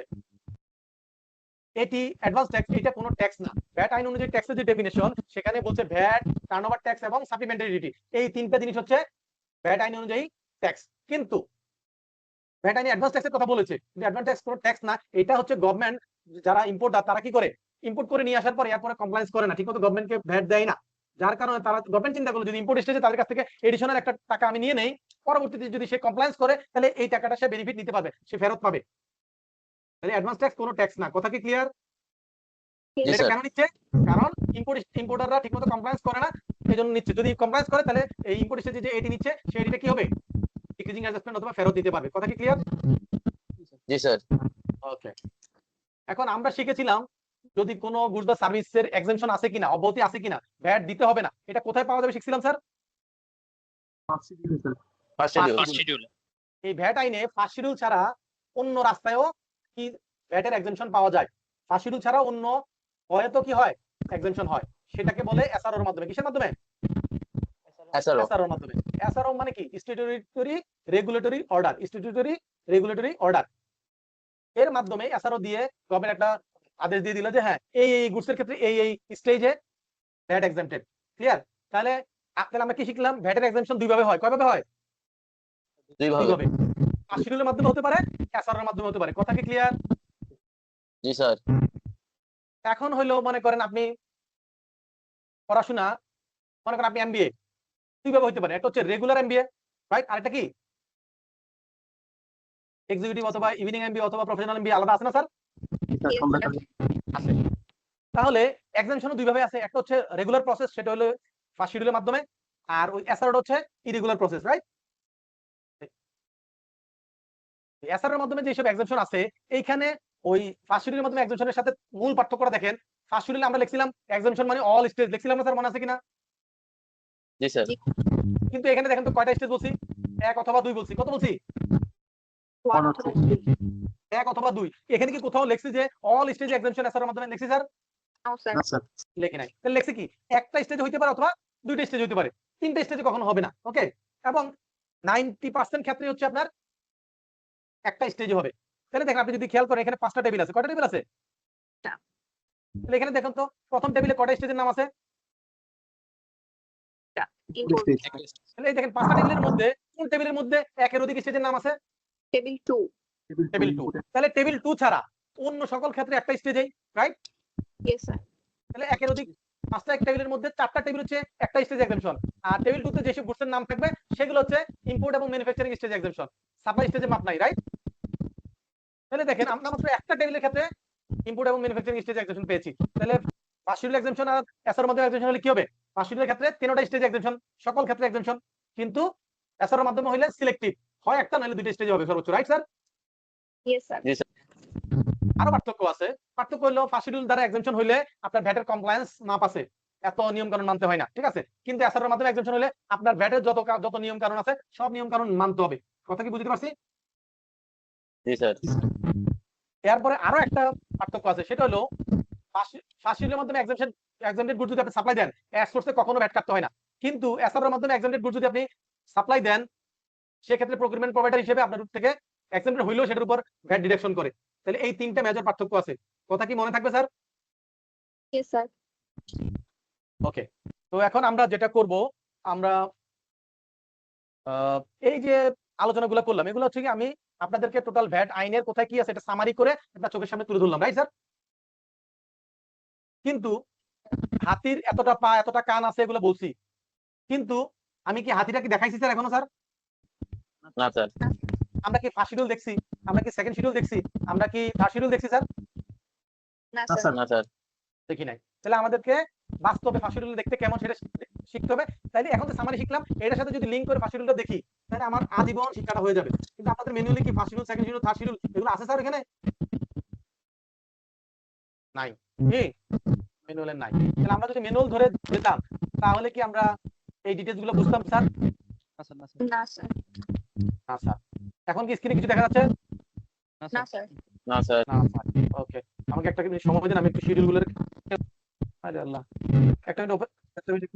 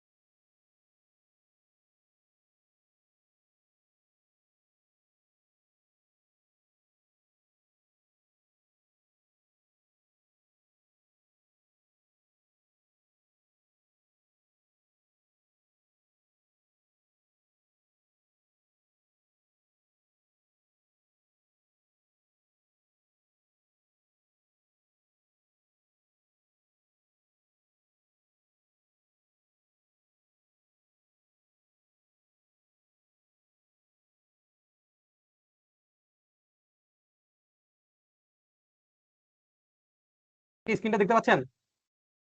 জি স্যার। ওকে, তো আমরা আজকে যা যা দেখেছিলাম সামারি সেটা ডিটেইলসটা হচ্ছে দেখেন। প্রথমে কি দেখা যাচ্ছে স্ক্রিনে? প্রথম তফসিল। ফার্স্ট শিডিউল, প্রথম তফসিল, রাইট? আমরা ফার্স্ট শিডিউলে বলেছিলাম যে কয়টা পার্ট আছে, ফার্স্ট পার্ট সেকেন্ড পার্ট বলেছিলাম, রাইট? Yes sir. এবং ফার্স্ট পার্টে বলেছিলাম যে গুডসের লিস্ট থাকবে। তাহলে দেখেন এই যে ফার্স্ট পার্ট, গুডসের লিস্ট, ফার্স্ট শিডিউল, কথা কাজে মিল আছে? এই যে দেখেন এখানে এই ফার্স্ট শিডিউলের ফার্স্ট পার্টে এই যে এখানে বিভিন্ন গুডসের নাম দেওয়া আছে। এখানে যেসব গুডসের নাম দেওয়া আছে এইসব গুডসের ক্ষেত্রে কখনোই ভ্যাট হবে না, ভ্যাট এক্সাম্পটেড, ঠিক আছে? এই ফার্স্ট শিডিউল শেষ হওয়ার পরে আমরা এখানে সেকেন্ড শিডিউল পাবো। এই দেখেন ফার্স্ট শিডিউলের এই যে সেকেন্ড পার্ট দেখেন, তো সেকেন্ড পার্টে কি থাকবে বলছিলাম? Service, right? কি লেখা আছে? এক্সাম্পটেড সার্ভিস, অব্যাহতিপ্রাপ্ত সেবা। এখানে যেসব সার্ভিসের ক্ষেত্রে ভ্যাট হবে না সেটা লিস্টে এখানে দেওয়া আছে। ক্লিয়ার? এখন কি আমরা রিলেট করতে পারছি সামারির সাথে এখানে স্যার? জি স্যার। ওকে, আর সেকেন্ড শিডিউলে কি থাকবে বলছিলাম স্যার? Supplementary duty. এই দেখেন supplementary duty, goods and service আছে না স্যার? তো সেই ক্ষেত্রে আমরা বলছিলাম যে কয়টা টেবিল থাকবে? 3টা টেবিল থাকবে, রাইট? প্রথম 2টা টেবিল হবে গুডস এর ক্ষেত্রে, আর থার্ড টেবিল হবে সার্ভিসের ক্ষেত্রে। দেখেন গুডস এর ক্ষেত্রে আমদানি পর্যায়ে প্রথম টেবিলে, সেকেন্ড টেবিলে কি আমরা দেখবো যে গুডস এর ক্ষেত্রে কি ম্যানুফ্যাকচারিং থাকবে না সাপ্লাই থাকবে? Supply, right? এই দেখেন আমরা এখানে যাচ্ছি, এটা লিস্ট অনেক বড়।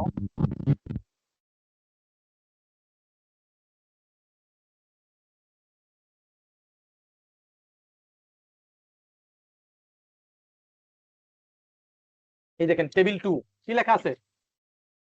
সরবরাহ পর্যায়ে, সাপ্লাই স্টেজে গুডস। মিল আছে স্যার আমরা যেটা বলেছি কথায়?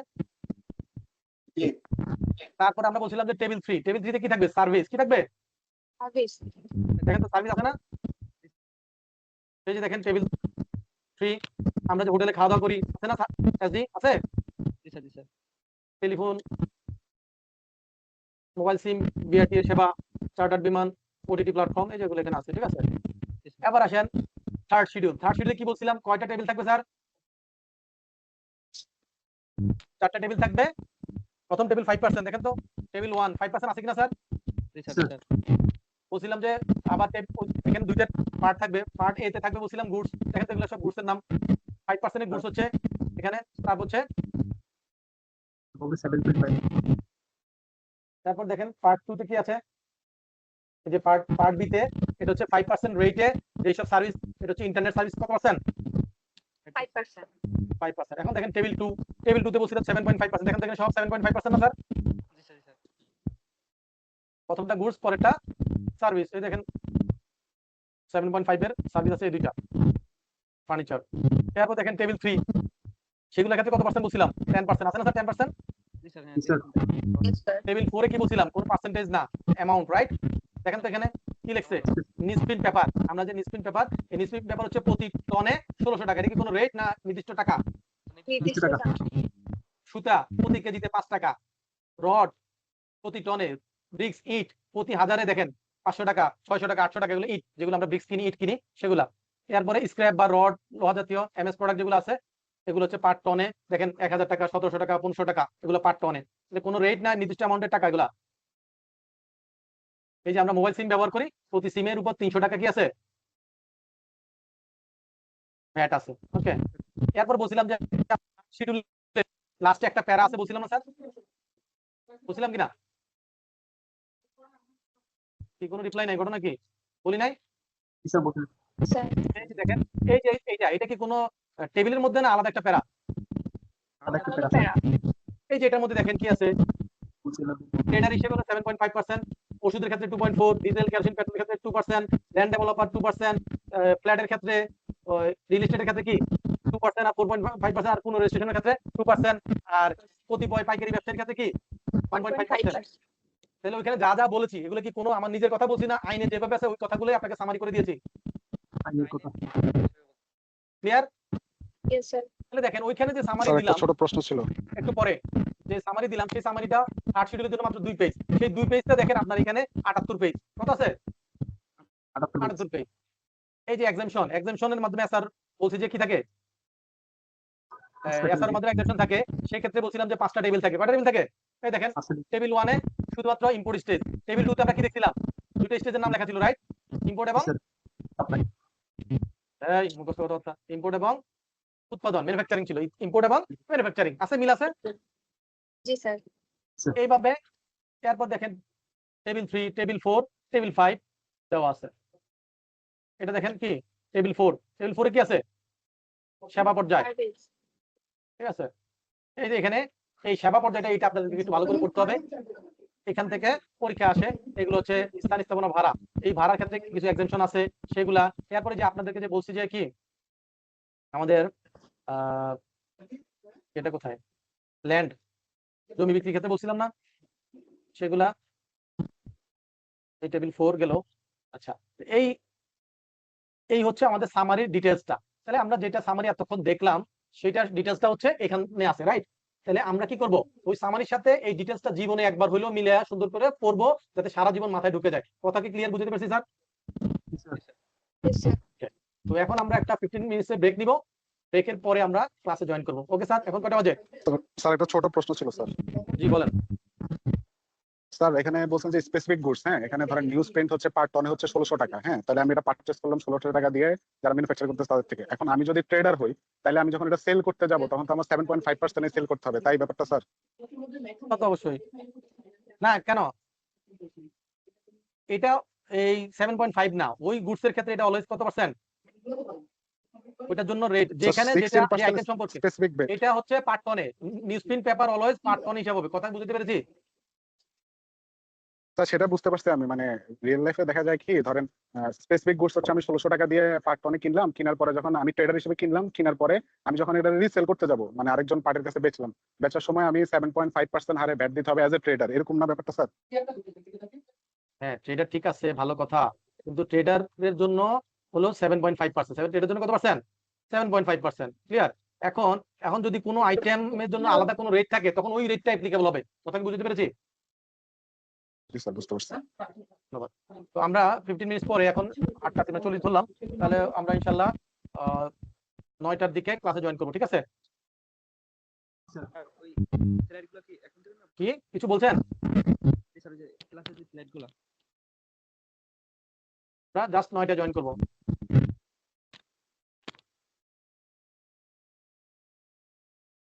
সাজিদ ভাই ক্লাসের সময় আপনার মানে একটু মিট করে রাখেন, হ্যাঁ, অনেক নয়েজ আসে আপনার ওইখান থেকে ভাই, কাইন্ডলি একটু মিট করে রাখেন, হ্যাঁ।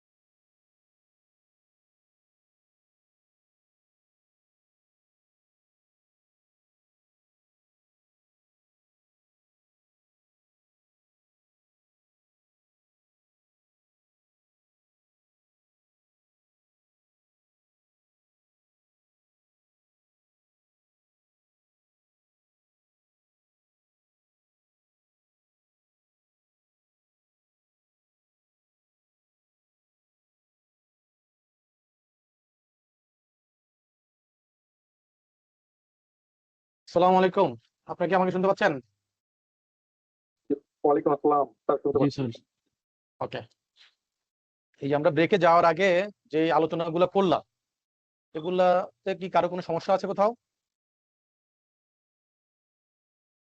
স্যার ওইরকম সমস্যা নেই, রিভিশন দেওয়ার জন্য তো আশা করি আপনাদের যেটা করতে হবে, ডেলিভার আমরা দিবেন। ম্যাটেরিয়ালস গুলা ইমেইলে আজকেই পাঠিয়ে দিব। আপনারা একটু বাসায় পড়াশোনা করবেন, করলে দেখবেন যে এই ভ্যাট এর যে পোর্শনটুকু, এখান থেকে পরীক্ষায় আপনি 40 মার্কস ক্যারি করতে পারবেন। তো আপনার পাস করতে লাগে 50 আর 10 মার্ক লাগে। বাকি 10 মার্ক আপনি ট্যাক্স একটু পড়লেই, গুছায় পড়লেই, যেভাবে আপনাদেরকে গাইড করবে এটা পড়লে, আমি দেখছি যে আমার যারা কথা অনুযায়ী যারা চলাফেরা করছে, পড়াশোনা করছে, তারা অনেকেই 80+ মার্ক পেয়েছে, আমাকে ফোন করেছে, মেসেজ দিয়েছে। তো আপনারাও পারবেন যদি আপনারা একটু কি কথাটা শোনেন আর প্ল্যান মতো চলেন। কথা কি বুঝতে পেরেছি স্যার? তো ম্যাটেরিয়ালস গুলো দিয়ে দিব, আপনারা বাসায় একটু পড়াশোনা করবেন। বিশেষ কোনো সমস্যা থাকলে নেক্সট ক্লাসে আমরা আলোচনা করবো। ওকে, এখন আমরা শিডিউল গুলা কি প্রতি বছর কথা আপডেট হয় স্যার? জি জি, প্রত্যেক বছর আপডেট হয়। ধন্যবাদ। হ্যাঁ, সেক্ষেত্রে আমি রানিং যে ফিনান্স অ্যাক্টে যেটা আছে ওইটা দেখলেই তো হবে? জি জি জি, আমি ওইটা যেটা আপনাদেরকে শেয়ার করবো সেটাই। ওকে, ধন্যবাদ। হ্যাঁ, তো ভ্যাট আইনে অনেকগুলা ডেফিনেশন আছে। আপনাদের ম্যানুয়ালে কিছু সিলেক্টিভ সামারি আকারে ডেফিনেশন দেওয়া আছে। আমি আপনাদের জন্য কিছু ইম্পর্টেন্ট ডেফিনেশন আজকের আলোচনায় রেখেছি। এই যারা ডেফিনেশন ঠিকমতো না বুঝবে, তাদের ভ্যাট আইনটা বুঝতে অনেক কঠিন হবে। তাহলে প্রত্যেকটা আইনের সেকশন 2 তে অলওয়েজ ডেফিনেশন থাকে, ঠিক আছে? তো ভ্যাট আইনেও সেকশন 2 তে ডেফিনেশন আছে। আপনারা যদি খেয়াল করেন, দেখেন আমি যে ফার্স্ট পেজে দিয়েছি, এখানে দেখেন 2 মানে সেকশন 2। তাহলে সেকশন 2 এর কত নাম্বার? 24। সেকশন 2 এর 94, সেকশন 2 এর 60, সেকশন 2 এর 101, রাইট? Definition 101 number definition. এখন আপনারা যদি ম্যানুয়ালে যান, দেখবেন যে সেখানে সিরিয়ালি দেওয়া আছে। সিরিয়ালি মিন্স দেখবেন যে 2 এর যদি 2 থাকে, 2 এর পরে 4, 4 পরে, মানে আমার এখানে দেখেন 24, তারপর 94, 60, কোন সিকোয়েন্স আছে স্যার নাম্বারের? স্যার নাই, জিগজ্যাগ, রাইট? আপনাদের ম্যানুয়ালে প্লাস ভ্যাট আইনে ডেফিনেশন গুলো যেভাবে আছে সেটা হচ্ছে অ্যালফাবেটিক্যালি। সেটা কি আছে? অ্যালফাবেটিক্যালি, এবং সেটা হচ্ছে বাংলা ডিকশনারি অনুযায়ী, সরে সরে ক খ এইভাবে অ্যালফাবেটিক্যালি। ওকে, কিন্তু আপনি বলেন তো স্যার, আপনার জীবনে ডেফিনেশন গুলা এটা কি অ্যালফাবেটিক্যালি কাজে লাগবে, নাকি আপনি যেই কাজগুলা করছেন কাজের সিকোয়েন্স অনুযায়ী ডেফিনেশন গুলা সিরিয়াল হলে আপনার জন্য সেটা বুঝতে সহজ? কোনটা? কাজের সিকোয়েন্স অনুযায়ী। কাজের সিকোয়েন্স কি? ট্রানজাকশনের সিকোয়েন্স। কিসের? ট্রানজাকশনের ট্রানজাকশনের সিকোয়েন্স। আপনি যদি দেখেন, আমার এখানে প্রথমে 24, তারপর 95, মানে 24 এর পরে 94, 1 লাফে 70 গ্যাপ, রাইট? তাহলে আমি কি করেছি? আমি এমন ভাবে সিকোয়েন্স গুলো করেছি যেভাবে পড়লে আপনি একটার পর একটা, যেমন ক্লাস 1 এর পর ক্লাস 2, ক্লাস 2 এর পর ক্লাস 3, কিভাবে পড়লে আপনি সিকোয়েন্সিয়ালি একটা প্যারাগ্রাফ, যেমন আমরা যদি কি করি, বাল্য শিক্ষা পড়ি না, সেখান থেকে কি আমরা একটা প্যারাগ্রাফ কিভাবে তৈরি করতে পারবো? তাহলে সিকোয়েন্সিয়ালি যাইতে হবে। তাহলে এখানে দেখেন, আমি প্রথম যে ডেফিনিশনটা এনেছি সেটা হলো ভ্যাট আইন অনুযায়ী ট্যাক্স বলতে কি বোঝায়। কি বলতে? ট্যাক্সের ডেফিনিশন। ট্যাক্স বলতে দেখেন কি লিখছি, এটা আমরা কিন্তু অলরেডি পড়ানো হয়েছে। বলছিলাম ট্যাক্স বলতে ভ্যাট, টার্নওভার ট্যাক্স এবং সাপ্লিমেন্টারি ডিউটি, এই তিনটাকে বোঝায়। তাহলে দেখেন তো এখানে কি অ্যাডভান্স ট্যাক্স বা এটি আছে এখানে স্যার? না স্যার। নাই। তাহলে এখান থেকে একটা মাল্টিপল চয়েসে পরীক্ষা আসতে পারে যে নিচের কোনটি সঠিক না। Tax means VAT, turnover tax, supplementary duty নিচে লিখলো, ডি তে লিখলো আপনার হচ্ছে অ্যাডভান্স ট্যাক্স, এবং ই তে লিখলো ABCD। কোন আনসারটা সঠিক? D sir. আনসার হবে ই। অথবা যদি বলে যে কোনটা ট্যাক্সের মধ্যে আসবে না, তাহলে এখান থেকে ঘুরে আপনার কোশ্চেন আসতে পারে। ঠিক আছে, দেন তাহলে ট্যাক্সের ডেফিনিশন এখানে শিখলাম। তারপরে আসছে সাপ্লাই, কারণ ভ্যাট আইনে সাপ্লাই হইলে যখনই সাপ্লাই হবে তখনই ভ্যাট। সাপ্লাই মানে কি? সরবরাহ, ট্রান্সফার, রাইট? আমরা শিখছিলাম না যে হাত বদল হইলেই ভ্যাট, তাই না স্যার? যখনই সরবরাহ হবে, সরবরাহ হইতে গেলে কি হাত বদল না হয় কি সরবরাহ হবে স্যার? না স্যার। তাহলে সরবরাহ, ভ্যাট আইনে যখনই সরবরাহ হবে, যখনই সাপ্লাই হবে, কোনো কিছু সাপ্লাই হইলেই ভ্যাট, তাই না? জি স্যার। তাই এখন জানতে হবে তাহলে সাপ্লাইটা কি। সাপ্লাই মানে হচ্ছে গুডস, ইমুভেবল প্রপার্টি, সার্ভিস অথবা এই তিনটার কম্বিনেশনে কোনো কিছু সাপ্লাইকে বুঝাবে। তাহলে দেখেন সাপ্লাই ডেফিনিশনের মধ্যে গুডস আসছে, ইমুভেবল প্রপার্টি আসছে, সার্ভিস আসছে। তাহলে গুডস কাকে বলে, ইমুভেবল প্রপার্টি কাকে বলে, সার্ভিস কাকে বলে, সেটা জানতে হবে না আমাদের। জি স্যার। তা আমি যদি 94 পরে 60 না আনতাম, তাহলে গুডসের ডেফিনিশনটা কি পাইতাম? না স্যার। তাহলে এখন আমরা এই ডেফিনিশন, সাপ্লাই ডেফিনিশনে গুডস, সার্ভিস এবং ইমুভেবল প্রপার্টি আসছে, তাহলে এই তিনটা নতুন শব্দ পাইছি, এই তিনটার ডেফিনিশনটা আমি এখানে নিয়ে আসছি। তাহলে কি আমি যেভাবে যাচ্ছি তাহলে এটা একটার সাথে কি একটা মিল আছে নাকি অমিল কিছু বলছি, নাকি সিকোয়েন্সিয়ালি যাচ্ছে এটা যাচ্ছে? তাহলে সাপ্লাই, সাপ্লাই বলতে এই তিনটা জিনিস কি বুঝাবে? আর এই তিনটা ডেফিনিশন গুডস বলতে কি বুঝাবে? গুডস বলতে বুঝাবে আমরা যদি কোনো অ্যাসেটকে টাচ করতে পারি, কি করতে পারি? টাচ করতে, তাহলে এটাকে কি বলি আমরা? ট্যানজিবল অ্যাসেট বলি, তাই না স্যার? জি স্যার। যেমন একটা গাড়ি, একটা কার আমরা কি টাচ করতে পারি? পারি স্যার। জি স্যার করতে পারি। জি স্যার করতে পারি। এটা একটা কি ট্যানজিবল অ্যাসেট, রাইট? একটা বিল্ডিং টাচ tangible। করতে পারি? জি স্যার কাজ করতে টাচ করতে পারি। তাহলে একটা বিল্ডিং কেও টাচ করতে পারি, একটা গাড়িকেও টাচ করতে পারি। এখন বিল্ডিংটা কি মুভ করে এক জায়গা থেকে আরেক জায়গায় নিয়ে যেতে পারি? না স্যার। না স্যার না স্যার। কিন্তু একটা গাড়ি কি এক জায়গা থেকে আরেক জায়গায় মুভ করতে পারি? জি স্যার। পারি। পারি। তাহলে যেই সব ট্যানজিবল অ্যাসেট মুভ করা যায়, তাহলে এটাকে এভাবে বলতে পারি movable tangible asset. Movable tangible asset কে গুডস বলে। ক্লিয়ার? জি মুভেবল, স্যার। ট্রানজিবল কে গুডস বলে। যেমন ল্যান্ড, বিল্ডিং, ফ্লাইওভার, পদ্মা সেতু টাচ করতে পারি, কিন্তু এক জায়গা থেকে আরেক জায়গায় মুভ করে নিয়ে যেতে পারি? না স্যার মুভ না করা যায় না স্যার। এগুলো। পারি না। তাহলে ট্যানজিবল কিন্তু ইমুভেবল, মুভ করা যাচ্ছে না, রাইট? তাহলে যদি স্যার। ট্যানজিবল হয়, টাচ করা যায় এবং মুভ করা যায়, তাহলে সেটাকে আমরা গুডস বলবো। সেটাকে কি বলবো আমরা? Sir goods.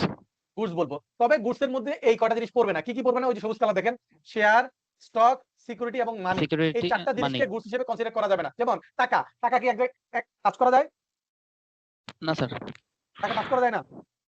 জি যায়। তাহলে না স্যার বললেন যে 1000 টাকার নোট টাচ করা যায় না? জি স্যার। মুভ করা যায়? করে দিয়েছে একদম। তাহলে টাচ করা যায়, মুভ করা যায়, তাহলে এটা গুডস হওয়ার কথা।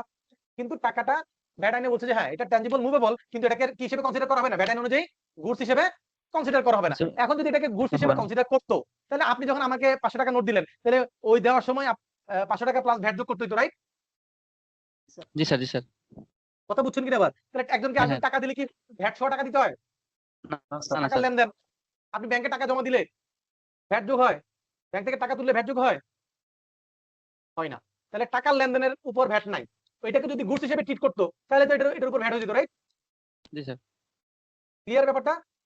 তাহলে শেয়ার, স্টক, সিকিউরিটি এবং মানি, এই চারটা জিনিস আপনার গুডস এর ক্যাটাগরিতে পড়বে না।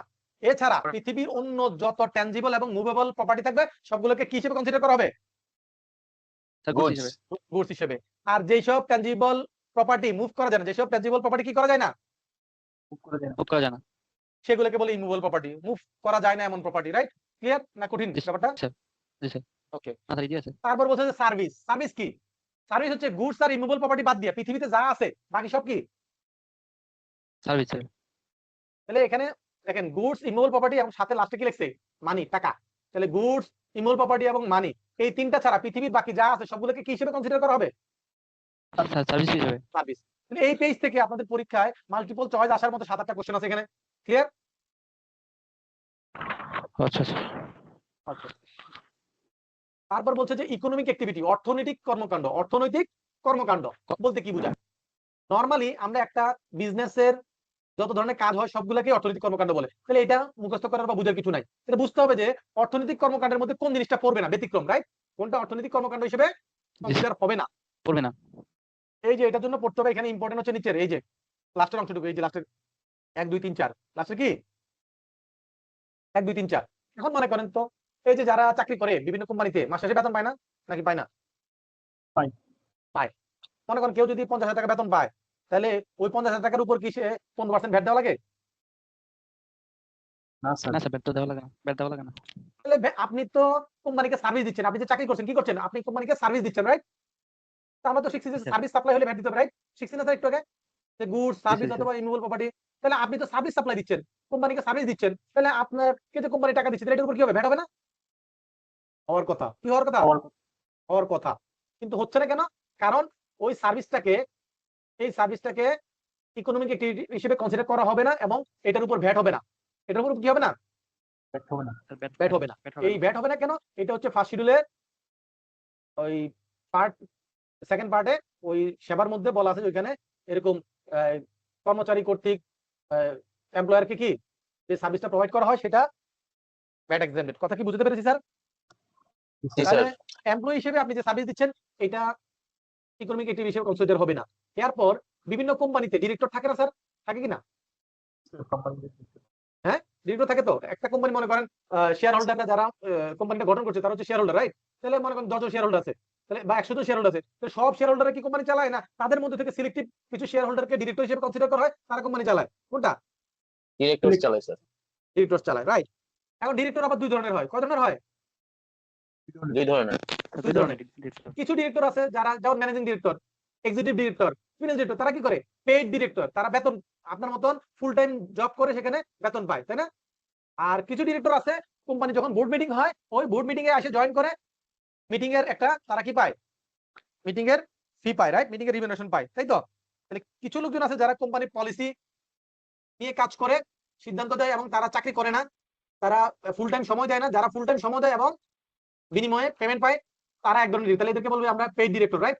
যারা এমপ্লয়ির মধ্যে এরকম পেইড ডিরেক্টর আছে তাদেরকে, তারা যে সার্ভিসটা দিচ্ছে এটাকেও ওই এমপ্লয়ি সার্ভিসের মতো, এটা ইকোনমিক অ্যাক্টিভিটির মধ্যে পড়বে না। কিন্তু যারা ওই বোর্ড মিটিং এ আসে, সিদ্ধান্ত দেয়, মিটিং এ খাওয়া দাওয়া করে, আবার যাওয়া একটা প্যাকেট পায়, ওটা জন্য একটা ফি পায়, সেগুলা ওই সার্ভিসটাকে ইকোনমিক অ্যাক্টিভিটি হিসেবে কনসিডার হবে এবং বোর্ড মিটিং এ যে সে জয়েন করলো যে টাকাটা পাইলো সেটার উপর ভ্যাট হবে।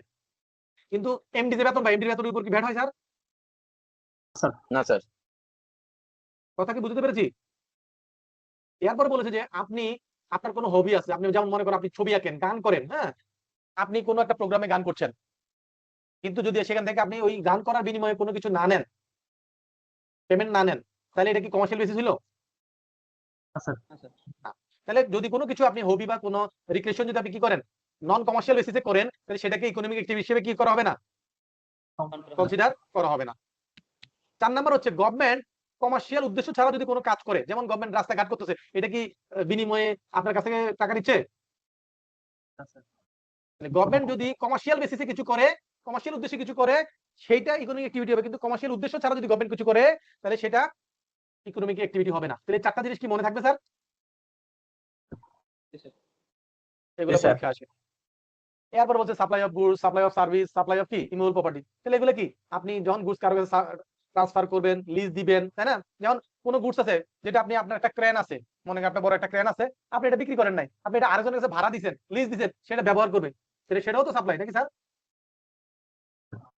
তাহলে এখানে বলছে যে গুডস সাপ্লাই, এই তিনটা এত বেশি মনে রাখার কিছু নাই, কিন্তু গুডস বলতে কি বুঝাবে, সার্ভিস বলতে কি বুঝাবে, ইমুভেবল প্রপার্টি বলতে কি বুঝাবে, এগুলো পরীক্ষা আসে। টাইম অফ সাপ্লাই, কখন সাপ্লাই হিসেবে কনসিডার করা হবে? আপনি যখন কোনো গুডস বা সার্ভিস আরেকজনের কাছে হস্তান্তর করবেন অথবা আরেকজনকে ব্যবহার করার অনুমতি দিবেন, তাই না? অথবা যেমন সফটওয়্যার, আমরা যখন সফটওয়্যার হ্যান্ড ওভার করি, আমরা কি সফটওয়্যারটা হাতে তুলে দেই স্যার? স্যার, সফটওয়্যারটা কি আমাদেরকে বাজারের ব্যাগে বা কোনো একটা বক্সে ঢুকে দিয়ে দেয়? কিভাবে দেয় সফটওয়্যারটা? একজন আরেকজনকে সফটওয়্যার অ্যাক্সেস ব্যবহারের অনুমতি দেওয়া হয়। যাক সিম্পলি একটা লিংক দেয় অথবা একটা পাসওয়ার্ড দেয় যে ওখানে ঢুকে আইডি পাসওয়ার্ড দিলে আপনি জয়েন করতে, সফটওয়্যারটা ইনস্টল করতে পারছেন, রাইট? তো সেখানে কি ফিজিক্যালি কোনো ট্রান্সফার হচ্ছে? না স্যার।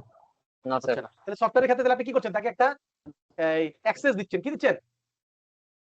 অ্যাক্সেস দিচ্ছেন। তাহলে এগুলো হচ্ছে টাইম অফ সাপ্লাই। যে সময় আপনি তাকে অ্যাক্সেসটা দিয়েছেন, পাসওয়ার্ডটা দিয়েছেন, তাকে লিংকটা শেয়ার করেছেন, তখনই এটা ট্রান্সফার হিসেবে কনসিডার হচ্ছে।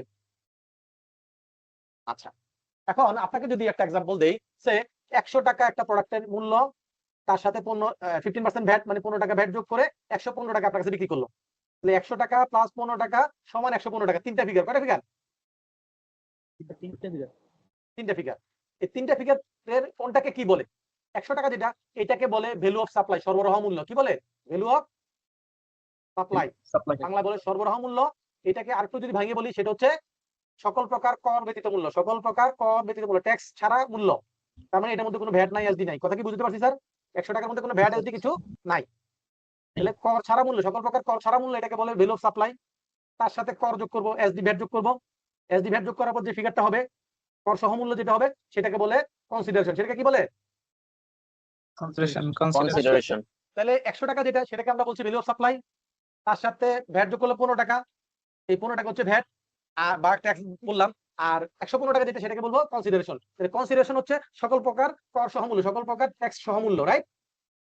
জি স্যার। আর এই যে কনসিডারেশন এটার বাংলা হচ্ছে পণ। এটার বাংলা কি? পণ। পণ। মূর্ধন্য পণ। ওকে, এই যে দেখেন একটা রেড কালার করা আছে ব্লু কালার মাঝখানে, সেটা হচ্ছে, তাহলে কনসিডারেশন হচ্ছে আপনি কারো কাছে কিছু বিক্রি করলে টোটাল যত টাকা কালেক্ট করেন পুরো অ্যামাউন্টটাই হচ্ছে কনসিডারেশন। ঠিক আছে স্যার? আর ভ্যালু অফ সাপ্লাই কি? টোটাল টাকা থেকে ট্যাক্স বাদ দিলে যে অ্যামাউন্টটা থাকবে সেটা হচ্ছে কি ভ্যালু অফ সাপ্লাই। এখন এই যে একটা ইম্পর্টেন্ট জিনিস আছে, বলছে যে এই যে কনসিডারেশন, এই কনসিডারেশনের মধ্যে ডিসকাউন্টটা আসবে না, ডিসকাউন্ট ছাড়া মূল্য হবে কনসিডারেশন। অনেক সময় বিভিন্ন কোম্পানি যেমন বাটা কোন একটা মাসে 10% 20% ডিসকাউন্ট দেয় না স্যার? দেয় কিনা? জি স্যার দেয়। দেয়। তাহলে সেই ক্ষেত্রে ভ্যাটটা কি হবে? একটা ম্যাথ দিয়ে যদি আমরা পড়ি তাহলে এই জিনিসটা সহজে মনে রাখা যায়। মনে করেন এক জোড়া জুতা বাটার নরমাল প্রাইস হচ্ছে 1000 টাকা। কত টাকা? 1000 1000 টাকা। এটার উপর যদি 15% ভ্যাট হয় তাহলে ভ্যাট কত টাকা আসবে? 150 150 টাকা। তাহলে 1000 টাকা প্লাস 150 টাকা, তাই তো নাকি স্যার? তাহলে ভ্যাট সহ কত টাকা দাঁড়ালো? 1150 1150 টাকা, রাইট? ওকে, তাহলে 1000 টাকা যেটা সেটা হচ্ছে ভ্যালু অফ সাপ্লাই, 100 টাকা হচ্ছে ট্যাক্স বা ভ্যাট, আর 1150 সেটা হচ্ছে কনসিডারেশন, রাইট? জি স্যার। আচ্ছা, এটা হলো নরমাল। এখন যদি বলি যে 10% ডিসকাউন্ট দিয়েছে, কি বলি? 10% 10% ডিসকাউন্ট।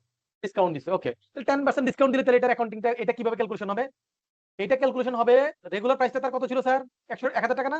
1000 জি স্যার। রেগুলার প্রাইস থেকে প্রথমে আমরা ডিসকাউন্ট বাদ দিব। ডিসকাউন্ট 10% বাদ দিলে 100 টাকা বাদ যাবে, রাইট?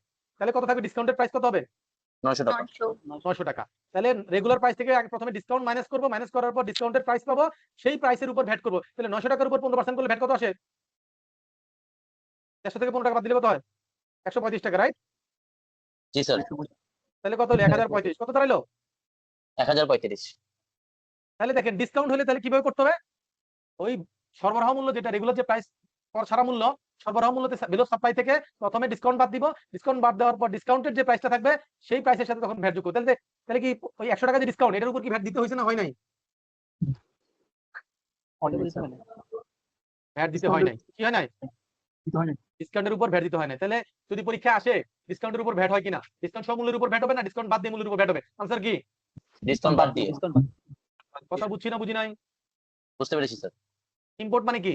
বাংলাদেশের জিওগ্রাফিক্যাল এরিয়ার বাইরে, বাংলাদেশের ভৌগোলিক এরিয়ার বাইরে থেকে যদি কোনো কিছু বাংলাদেশে নিয়ে আসি তাহলে সেটাকে ইম্পোর্ট বলে, রাইট? জি স্যার। যদি সার্ভিস নিয়ে আসি তাহলে ইম্পোর্টেড সার্ভিস, রাইট? আর যদি জি বাংলাদেশের স্যার। জিওগ্রাফিক্যাল এরিয়ার বাইরে পাঠাই তাহলে সেটাকে কি বলে? এক্সপোর্ট। এক্সপোর্ট বলে। এই এক্সপোর্টের মধ্যে পরীক্ষায় আপনাকে কনফিউজ করবে, বলবে যে বাংলাদেশের বাইরে আউটসাইডে কিছু পাঠাইলে অথবা বাংলাদেশের বাইরে আউটসাইডে পাঠাইলে এবং ডিম এক্সপোর্ট সহ। তাহলে এক্সপোর্ট বলতে আমরা কি ডিরেক্ট এক্সপোর্ট এবং ডিম এক্সপোর্ট দুইটাকে বলছিলাম, মনে আছে স্যার? জি স্যার। এই তাহলে এক্সপোর্ট বলতে কি বোঝাবে? ডিরেক্ট এক্সপোর্ট এবং ডিম এক্সপোর্ট বলতে কি বোঝায়? ডিম এক্সপোর্ট হচ্ছে যে আপনি যদি কোনো গুডস সাপ্লাই করেন কারো কাছে, সেটা ব্যবহার করে যার কাছে সাপ্লাই করলে সে যদি সেটা ব্যবহার করে ফিনিশ গুডটা দেশের বাইরে এক্সপোর্ট করে তাহলে তারটা হবে ডিরেক্ট এক্সপোর্ট, আপনারটা কি হবে? ডিম ডিম এক্সপোর্ট। এক্সপোর্ট। তবে ডিম এক্সপোর্ট হইতে গেলে কিছু শর্ত আছে, কিছু নিয়ম মানতে হবে, কিছু কমপ্লায়েন্স করতে হবে, কিছু নিয়ম মেনে সাপ্লাই দিয়ে সেটাকে ডিম এক্সপোর্ট বলবে, সবগুলোকে বলবে না। কি কন্ডিশন? আপনি যখন সাপ্লাই দিবেন তাহলে সেই ক্ষেত্রে আপনাকে কি করতে হবে? এটা একটা এলসির মাধ্যমে সাপ্লাই দিতে হবে, অথবা ওই আপনি যদি টেন্ডার ইন্টারন্যাশনাল টেন্ডার দেন তাহলে সেক্ষেত্রে ওয়ার্ক অর্ডারের মাধ্যমে দিতে হবে। আর এটা ফরেন কারেন্সিতে সাপ্লাই দিতে হবে। কি করতে হবে? টাকায় সাপ্লাই দিলে হবে না, এটা ডলারে, পাউন্ডে, ফরেন কারেন্সিতে সাপ্লাই দিতে হবে। কথা কি বুঝতে পেরেছি স্যার? জি স্যার। তাহলে সেক্ষেত্রে আপনাকে আপনার সাপ্লাইটাকে ডিম এক্সপোর্ট হিসেবে কনসিডার করা হবে। এখন পরবর্তী ডেফিনিশন বলছে যে ম্যানুফ্যাকচারিং, উৎপাদন বলতে কি বোঝায়? আমরা নরমালি ম্যানুফ্যাকচারিং বলতে বুঝি মেশিনারিজ থাকবে, মেশিনারির মধ্যে কোনো র মেটেরিয়াল দিব, সেখান থেকে ফিনিশ গুড বের হবে। ব্যাপারটা এইভাবেই তো চিন্তা করি নাকি স্যার? জি স্যার। কিন্তু ভ্যাট আইনে আসলে ম্যানুফ্যাকচারিং বলতে শুধু এটাকে বুঝায় না।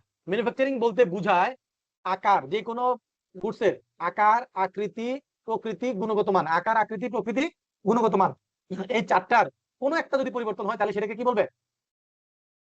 ম্যানুফ্যাকচারিং। যেমন একটা এক্সাম্পল দেই, মনে করেন আপনি 200 লিটারের ড্রামে করে সরিষার তেল নিয়ে আসছেন। কত লিটারের ড্রামে? 200 লিটার 200 লিটার ড্রামে আনার পর আপনি আবার 200 ml 500 ml 1 লিটার এরকম বিভিন্ন সাইজের বোতলে সরিষার তেল ফিল করছেন, কইরা বিক্রি করছেন। তাহলে এখন বলেন তো, আপনি যে সরিষার তেল বিক্রি করছেন, এটা কি সাইজ যেভাবে কিনছিলেন সেটা আছে না সাইজ পরিবর্তন হয়ে গেছে? পরিবর্তন হয়েছে স্যার। তাহলে আমি তো বলছিলাম যে আকার, আকৃতি, প্রকৃতি এবং গুণগত মান কোনটা যদি পরিবর্তন হয় তাহলে কি হবে? Manufacturing manufacturing. তাহলে তার কি আকার, আকৃতি চেঞ্জ হয়েছে? হয়েছে স্যার। তাহলে কি এটাকে কি বলবো? ম্যানুফ্যাকচারিং এখানে কি কোনো মেশিনারি লাগাইছে, কোনো র মেটেরিয়ালস দিয়ে ফিনিশ গুড বাইরে হইছে? না স্যার। না।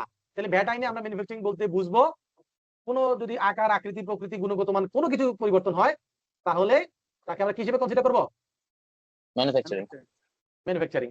এখন বলেন তো, একটা জিনিস ম্যানুফ্যাকচার করতে গেলে এটার জন্য বিভিন্ন ধরনের র মেটেরিয়ালস লাগে না স্যার? যেমন আপনি একটা কেক বানাবেন, মনে করেন আপনার একটা বেকারি আছে, আপনি কেক বানাবেন, তাহলে এই কেক বানাতে গেলে কি কি লাগে স্যার? র মেটেরিয়ালস বলতো, কি কি ইনপুট লাগে, উপকরণ কি কি লাগে? স্যার ময়দা, বেকিং সোডা, ময়দা, মিল্ক সলিড, চিনি। ময়দা লাগে, বেকিং সোডা লাগে, লবণ লাগে, চিনি লাগে, তেল লাগে, মাখন লাগে, তারপর অনেক সময় আবার এখানে ফ্লেভার ইউজ করে, রাইট? আর যদি ফ্রুট কেক হয় তাহলে সেখানে বিভিন্ন ধরনের ড্রাই ফ্রুট ইউজ করতে পারে নাকি? জি স্যার। এগুলো হলো জি উপকরণ। স্যার। এগুলো হলো কি উপকরণ। তাহলে একটা ফিনিশ গুড তৈরি করার জন্য যেই যেই জিনিসগুলো ব্যবহৃত হয় সেগুলোকে আমরা কি বলি? উপকরণ বলি, রং রাইট? সেগুলোকে আমরা কি বলি? তাহলে কোন একটা ফিনিশ গুড তৈরি করার জন্য যা যা ব্যবহার হয় সেগুলোকে আমরা কি বলি? উপকরণ বলি। সেই উপকরণের ইংলিশ এখানে ভ্যাট আইনে বলছে ইনপুট। ভ্যাট আইনে এটাকে কি বলছে? Inputs input. তাহলে ইনপুট বলতে কি বুঝি? ইনপুট বলতে বুঝি একটা ফিনিশ গুড বিক্রি করার জন্য, তৈরি করার জন্য যা যা উপকরণ ব্যবহার, যা যা জিনিসপত্র ব্যবহার করে সেটাকে, সেগুলোর মধ্যে তারা কি বলছে? কাদেরকে উপকরণ বলবে? তারা বলছে raw materials, laboratory reagent, laboratory equipment, laboratory accessories, fuel, তারপর হচ্ছে প্যাকিং ম্যাটেরিয়াল, সার্ভিস এবং মেশিনারি এবং স্পেয়ারস, এগুলাকে তারা কি হিসেবে কনসিডার করবে? উপকরণ। এখন বলেন তো, এই যে আপনি যে কেকটা তৈরি করছেন, কেকটা কি নিজে নিজে হয়ে গেছে না এখানে একটা মানুষের ইনভলভমেন্ট ছিল? মানুষ, এটা কোনো মানুষের শ্রম লাগে না এখানে? লাগছে স্যার। তাহলে এই যে শ্রমিকের শ্রম, এটাও তো আমার একটা উপকরণ, রাইট? জি স্যার। ওকে। কিন্তু ভ্যাট আইনে বলছে যে বাবা, উপকরণ হিসেবে তোমরা যা যা মনে করো আসলে তাই, কিন্তু কিছু জিনিসকে আমরা উপকরণ হিসেবে কনসিডার করব না। তাই আমরা যেগুলোকে কনসিডার করবে না সেগুলো আমাদের জানা দরকার। এই যে রেড কালার করে দেখেন, বলছে কি লেবার, এই যে শ্রম, ল্যান্ড, স্ট্রাকচার, অফিস ইকুইপমেন্ট, এই যে এখানে যা যা আছে এগুলাকে কি হিসেবে কনসিডার করা হবে না? তার অফিসের ভাড়া, লাইট, ফ্যানের খরচ, বিদ্যুৎ খরচ, এই খরচ, এই খরচ, রেফ্রিজারেটর যা আছে এগুলা, অ্যাডমিনিস্ট্রেটিভ এক্সপেন্স, এগুলো কোনোটাই কি হিসেবে কনসিডার করা হবে না? ইনপুটস হিসেবে। ইনপুট হিসেবে কনসিডার করবে না। তাহলে ইনপুট স্যার, যেটা আমি যেটা, জি বলেন। ইকোনমিক্সে তো হচ্ছে এগুলো সবকিছুকে ইনপুট ধরা হয়, তাই না? আপনার কোশ্চেনটা বলেন। মানে এই যে লেবার আর হচ্ছে ল্যান্ড, ইনফ্রাস্ট্রাকচার, এগুলা তো হচ্ছে ক্যাপিটালেরই মানে ইনপুটেরই অংশ। লাইক ইকোনমিক্সে তো এভাবে বলা হয়। ইকোনমিক্সে বলা হয়, এই জন্য তো এখানে লাল কালার দিছি। ইকোনমিক্সে যা বলা হয়, যা যা জানেন সব ঠিক আছে, এখানে এসে বলছে যে আপনাকে এগুলো কনসিডার করবে না ইনপুট হিসেবে। কথা কি ক্লিয়ার বুঝতে পেরেছি ম্যাডাম? তাহলে কোন কোন জিনিসগুলোকে ইনপুট হিসেবে কনসিডার করবে না এটা আপনাদেরকে একদম পরে মুখস্থ করে ফেলতে হবে, পরীক্ষা আসতে পারে। ক্লিয়ার? কোশ্চেন প্যাটার্ন কেমন হবে, এভাবে পুরোটা লিখতে হবে এরকম? কোশ্চেন প্যাটার্ন কেমন হবে? ইন্না লিল্লাহি ওয়া ইন্না ইলাইহি রাজিউন। আপনি কোশ্চেন প্যাটার্ন জানেন, আপনি পরীক্ষা দিবেন কিভাবে? কোশ্চেন প্যাটার্ন তো হচ্ছে এমসিকিউ, শূন্যস্থান পূরণ এরকম থাকে, ট্রু ফলস থাকে। তাহলে আপনি এরকম কোথায় পাইলেন ম্যাডাম? না, আপনি বললেন যে এগুলো লিখতে হতে পারে, তাই। আমি বলছি যে এগুলো থেকে কোশ্চেন আসে, আমি লিখতে হতে পারে বলছি? কোথায় শোনে না ঠিক মতো। এইগুলো থেকে কোশ্চেন আসবে সেটা বলছি, মুখস্থ করতে বলছি। এখান থেকে যদি মুখস্থ না থাকে, এখান থেকে একটা আইটেমের নাম দিল এমসিকিউর মধ্যে, আপনি আনসার করতে পারবেন ম্যাডাম? না। সেটাই বলছি, কখন বললাম যে লিখতে হবে। ওকে। এই যে মনে করেন আপনি কেক বানানোর জন্য ময়দা কিনলেন, চিনি কিনলেন, তেল কিনলেন, তাহলে এগুলো কেনার সময় ভ্যাট দিতে হয়েছে না স্যার? হয়েছে কিনা? জি স্যার।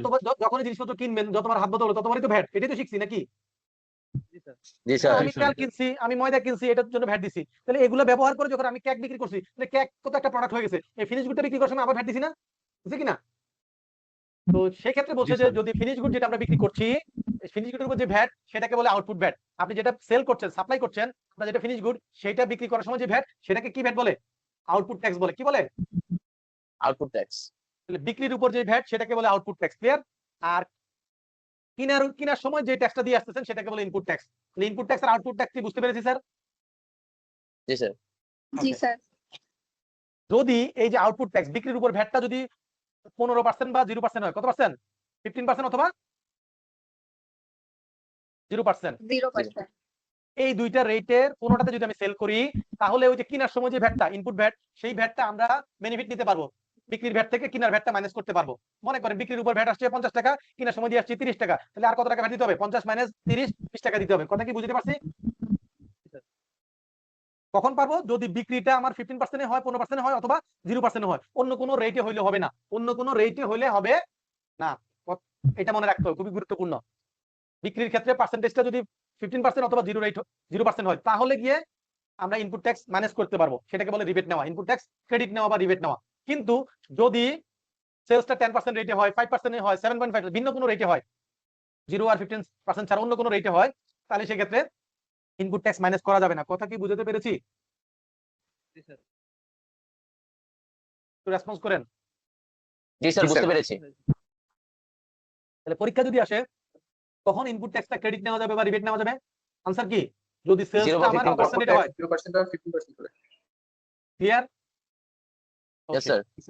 আচ্ছা, আমরা যে একটা एग्जांपल দিছিলাম 100 টাকা প্লাস 15 টাকা সমান 115 টাকা, রাইট? এখন আপনাকে যদি বলে যে 115 টাকা একটা ফিগার বললো, আর বললো যে এটার মধ্যে ভ্যাট আছে 15%, তাহলে ভ্যাটের অ্যামাউন্টটা কিভাবে বের করবেন? তাহলে ভ্যাট সহ মূল্য 115 টাকাকে কি করবেন? 115 দিয়ে ভাগ করবেন। এখন মনে করেন 115 না হইয়া 600 টাকা হইতে পারে, যে 600 টাকার উপর ভিতরে 15% ভ্যাট আছে, তাহলে আপনি কি করবেন? 600 টাকা ডিভাইডেড বাই 115 গুণন 15, তাই না? তাহলে ভ্যাটের অ্যামাউন্টটা পেয়ে যাবেন, তাই তো নাকি স্যার? জি স্যার। ওকে, তাহলে এই যে আপনি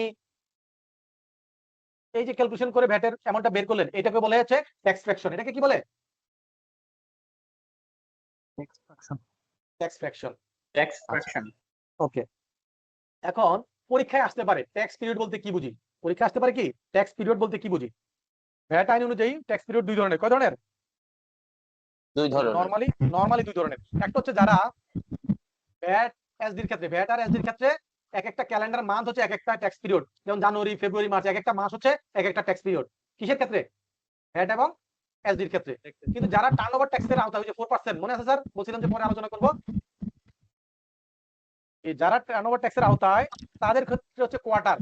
তাহলে টার্নওভার ট্যাক্সের ক্ষেত্রে হচ্ছে কোয়ার্টার, জানুয়ারি থেকে মার্চ, এপ্রিল থেকে জুন, জুলাই থেকে সেপ্টেম্বর, অক্টোবর থেকে ডিসেম্বর, এরকম এক একটা কোয়ার্টার হচ্ছে টার্নওভার ট্যাক্সের ক্ষেত্রে পিরিয়ড। তাহলে পরীক্ষা যদি আসে যে টার্নওভার ট্যাক্সের ক্ষেত্রে ট্যাক্স পিরিয়ড বলতে কি বোঝায়, আনসার কি হবে? Every 3 month, quarter, right? Every quarter. এবং কোয়ার্টার গুলো কখন এন্ড হবে? মার্চে, জুনে, সেপ্টেম্বরে, ডিসেম্বরে। মনে থাকবে? জি স্যার। জি স্যার। আর ভ্যাটের ক্ষেত্রে ট্যাক্স পিরিয়ড কি হবে? এক একটা মান্থ, রাইট? কি মান্থ? Calendar month. কি? Christian calendar month. যদি এটা না থাকতো তাহলে কি হবে? তাহলে এটা আমরা আরবি মাস চিন্তা করতে পারতাম, বাংলা মাস চিন্তা করতে পারতাম, তাই না? কিন্তু এটা কোন মাস? ইংরেজি মাস, তাই না? ওকে, তাহলে আমরা শিখলাম ট্যাক্স পিরিয়ড হচ্ছে 1 মান্থ আর কোয়ার্টার। গত বছর আইনে নতুন করে আবার একটু আলাদা করে অ্যাড করেছে। সেটা হচ্ছে যারা কনস্ট্রাকশন বিজনেস করে, কি করে? কনস্ট্রাকশন, নির্মাণ সংস্থা, কনস্ট্রাকশনের কাজ করে, যারা যোগানদার মানে প্রকিউরমেন্ট প্রোভাইডার, এবং যারা সিএনএফ ক্লিয়ারিং এন্ড ফরওয়ার্ডিং হিসেবে কাজ করে, এই তিন ধরনের ব্যবসা যারা করে, তারা যদি উইথহোল্ডিং এন্টিটির কাছে সাপ্লাই দিয়ে না দেয়, উইথহোল্ডিং এন্টিটি, এটা শব্দটা শুধু মনে রাখেন, উইথহোল্ডিং এন্টিটি, এটা আমরা পরে আলোচনা করবো। হ্যাঁ, যার কাছে সাপ্লাই দিচ্ছেন কাস্টমার যদি উইথহোল্ডিং এন্টিটি না হয়, তাহলে এই তিন ধরনের ব্যবসা যারা করে তাদের ক্ষেত্রে হচ্ছে ট্যাক্স পিরিয়ড হবে এভরি 6 মান্থ। কি হবে? 6 মান্থ। তাহলে জুন আর ডিসেম্বর। কি হবে? জুন আর ডিসেম্বর। পরীক্ষায় আসতে পারে যে নির্মাণ সংস্থা উইথহোল্ডিং এন্টিটির কাছে সাপ্লাই দেয় না, এর ক্ষেত্রে ট্যাক্স পিরিয়ড কি হবে?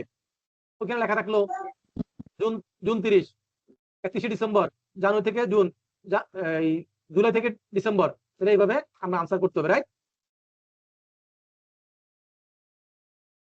আমরা টার্নওভার বলতে কি বুঝি নরমালি?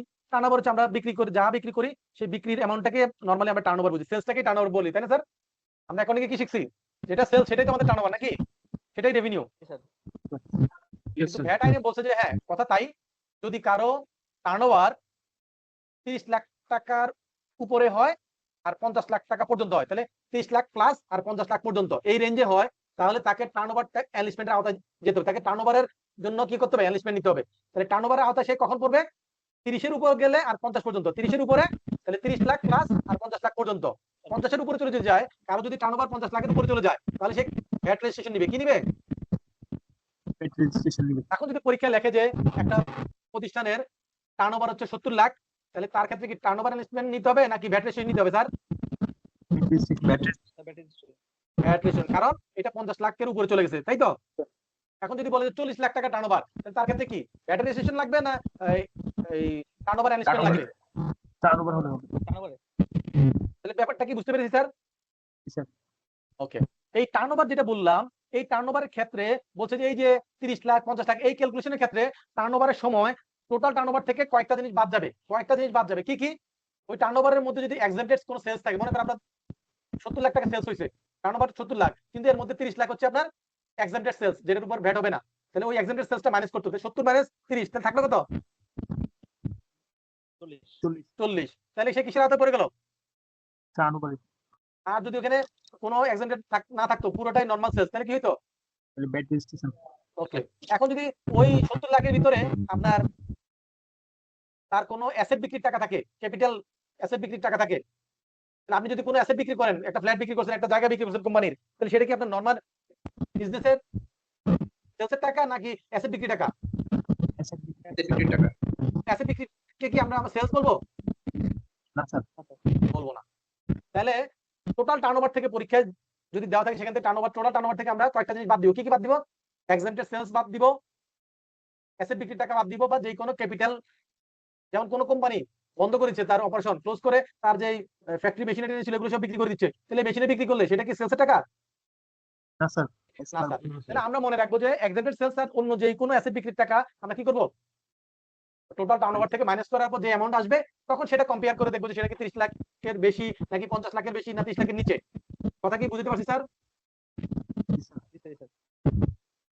তাহলে যদি কারো টার্নওভার 20 লাখ হয়, তাহলে কি হবে স্যার?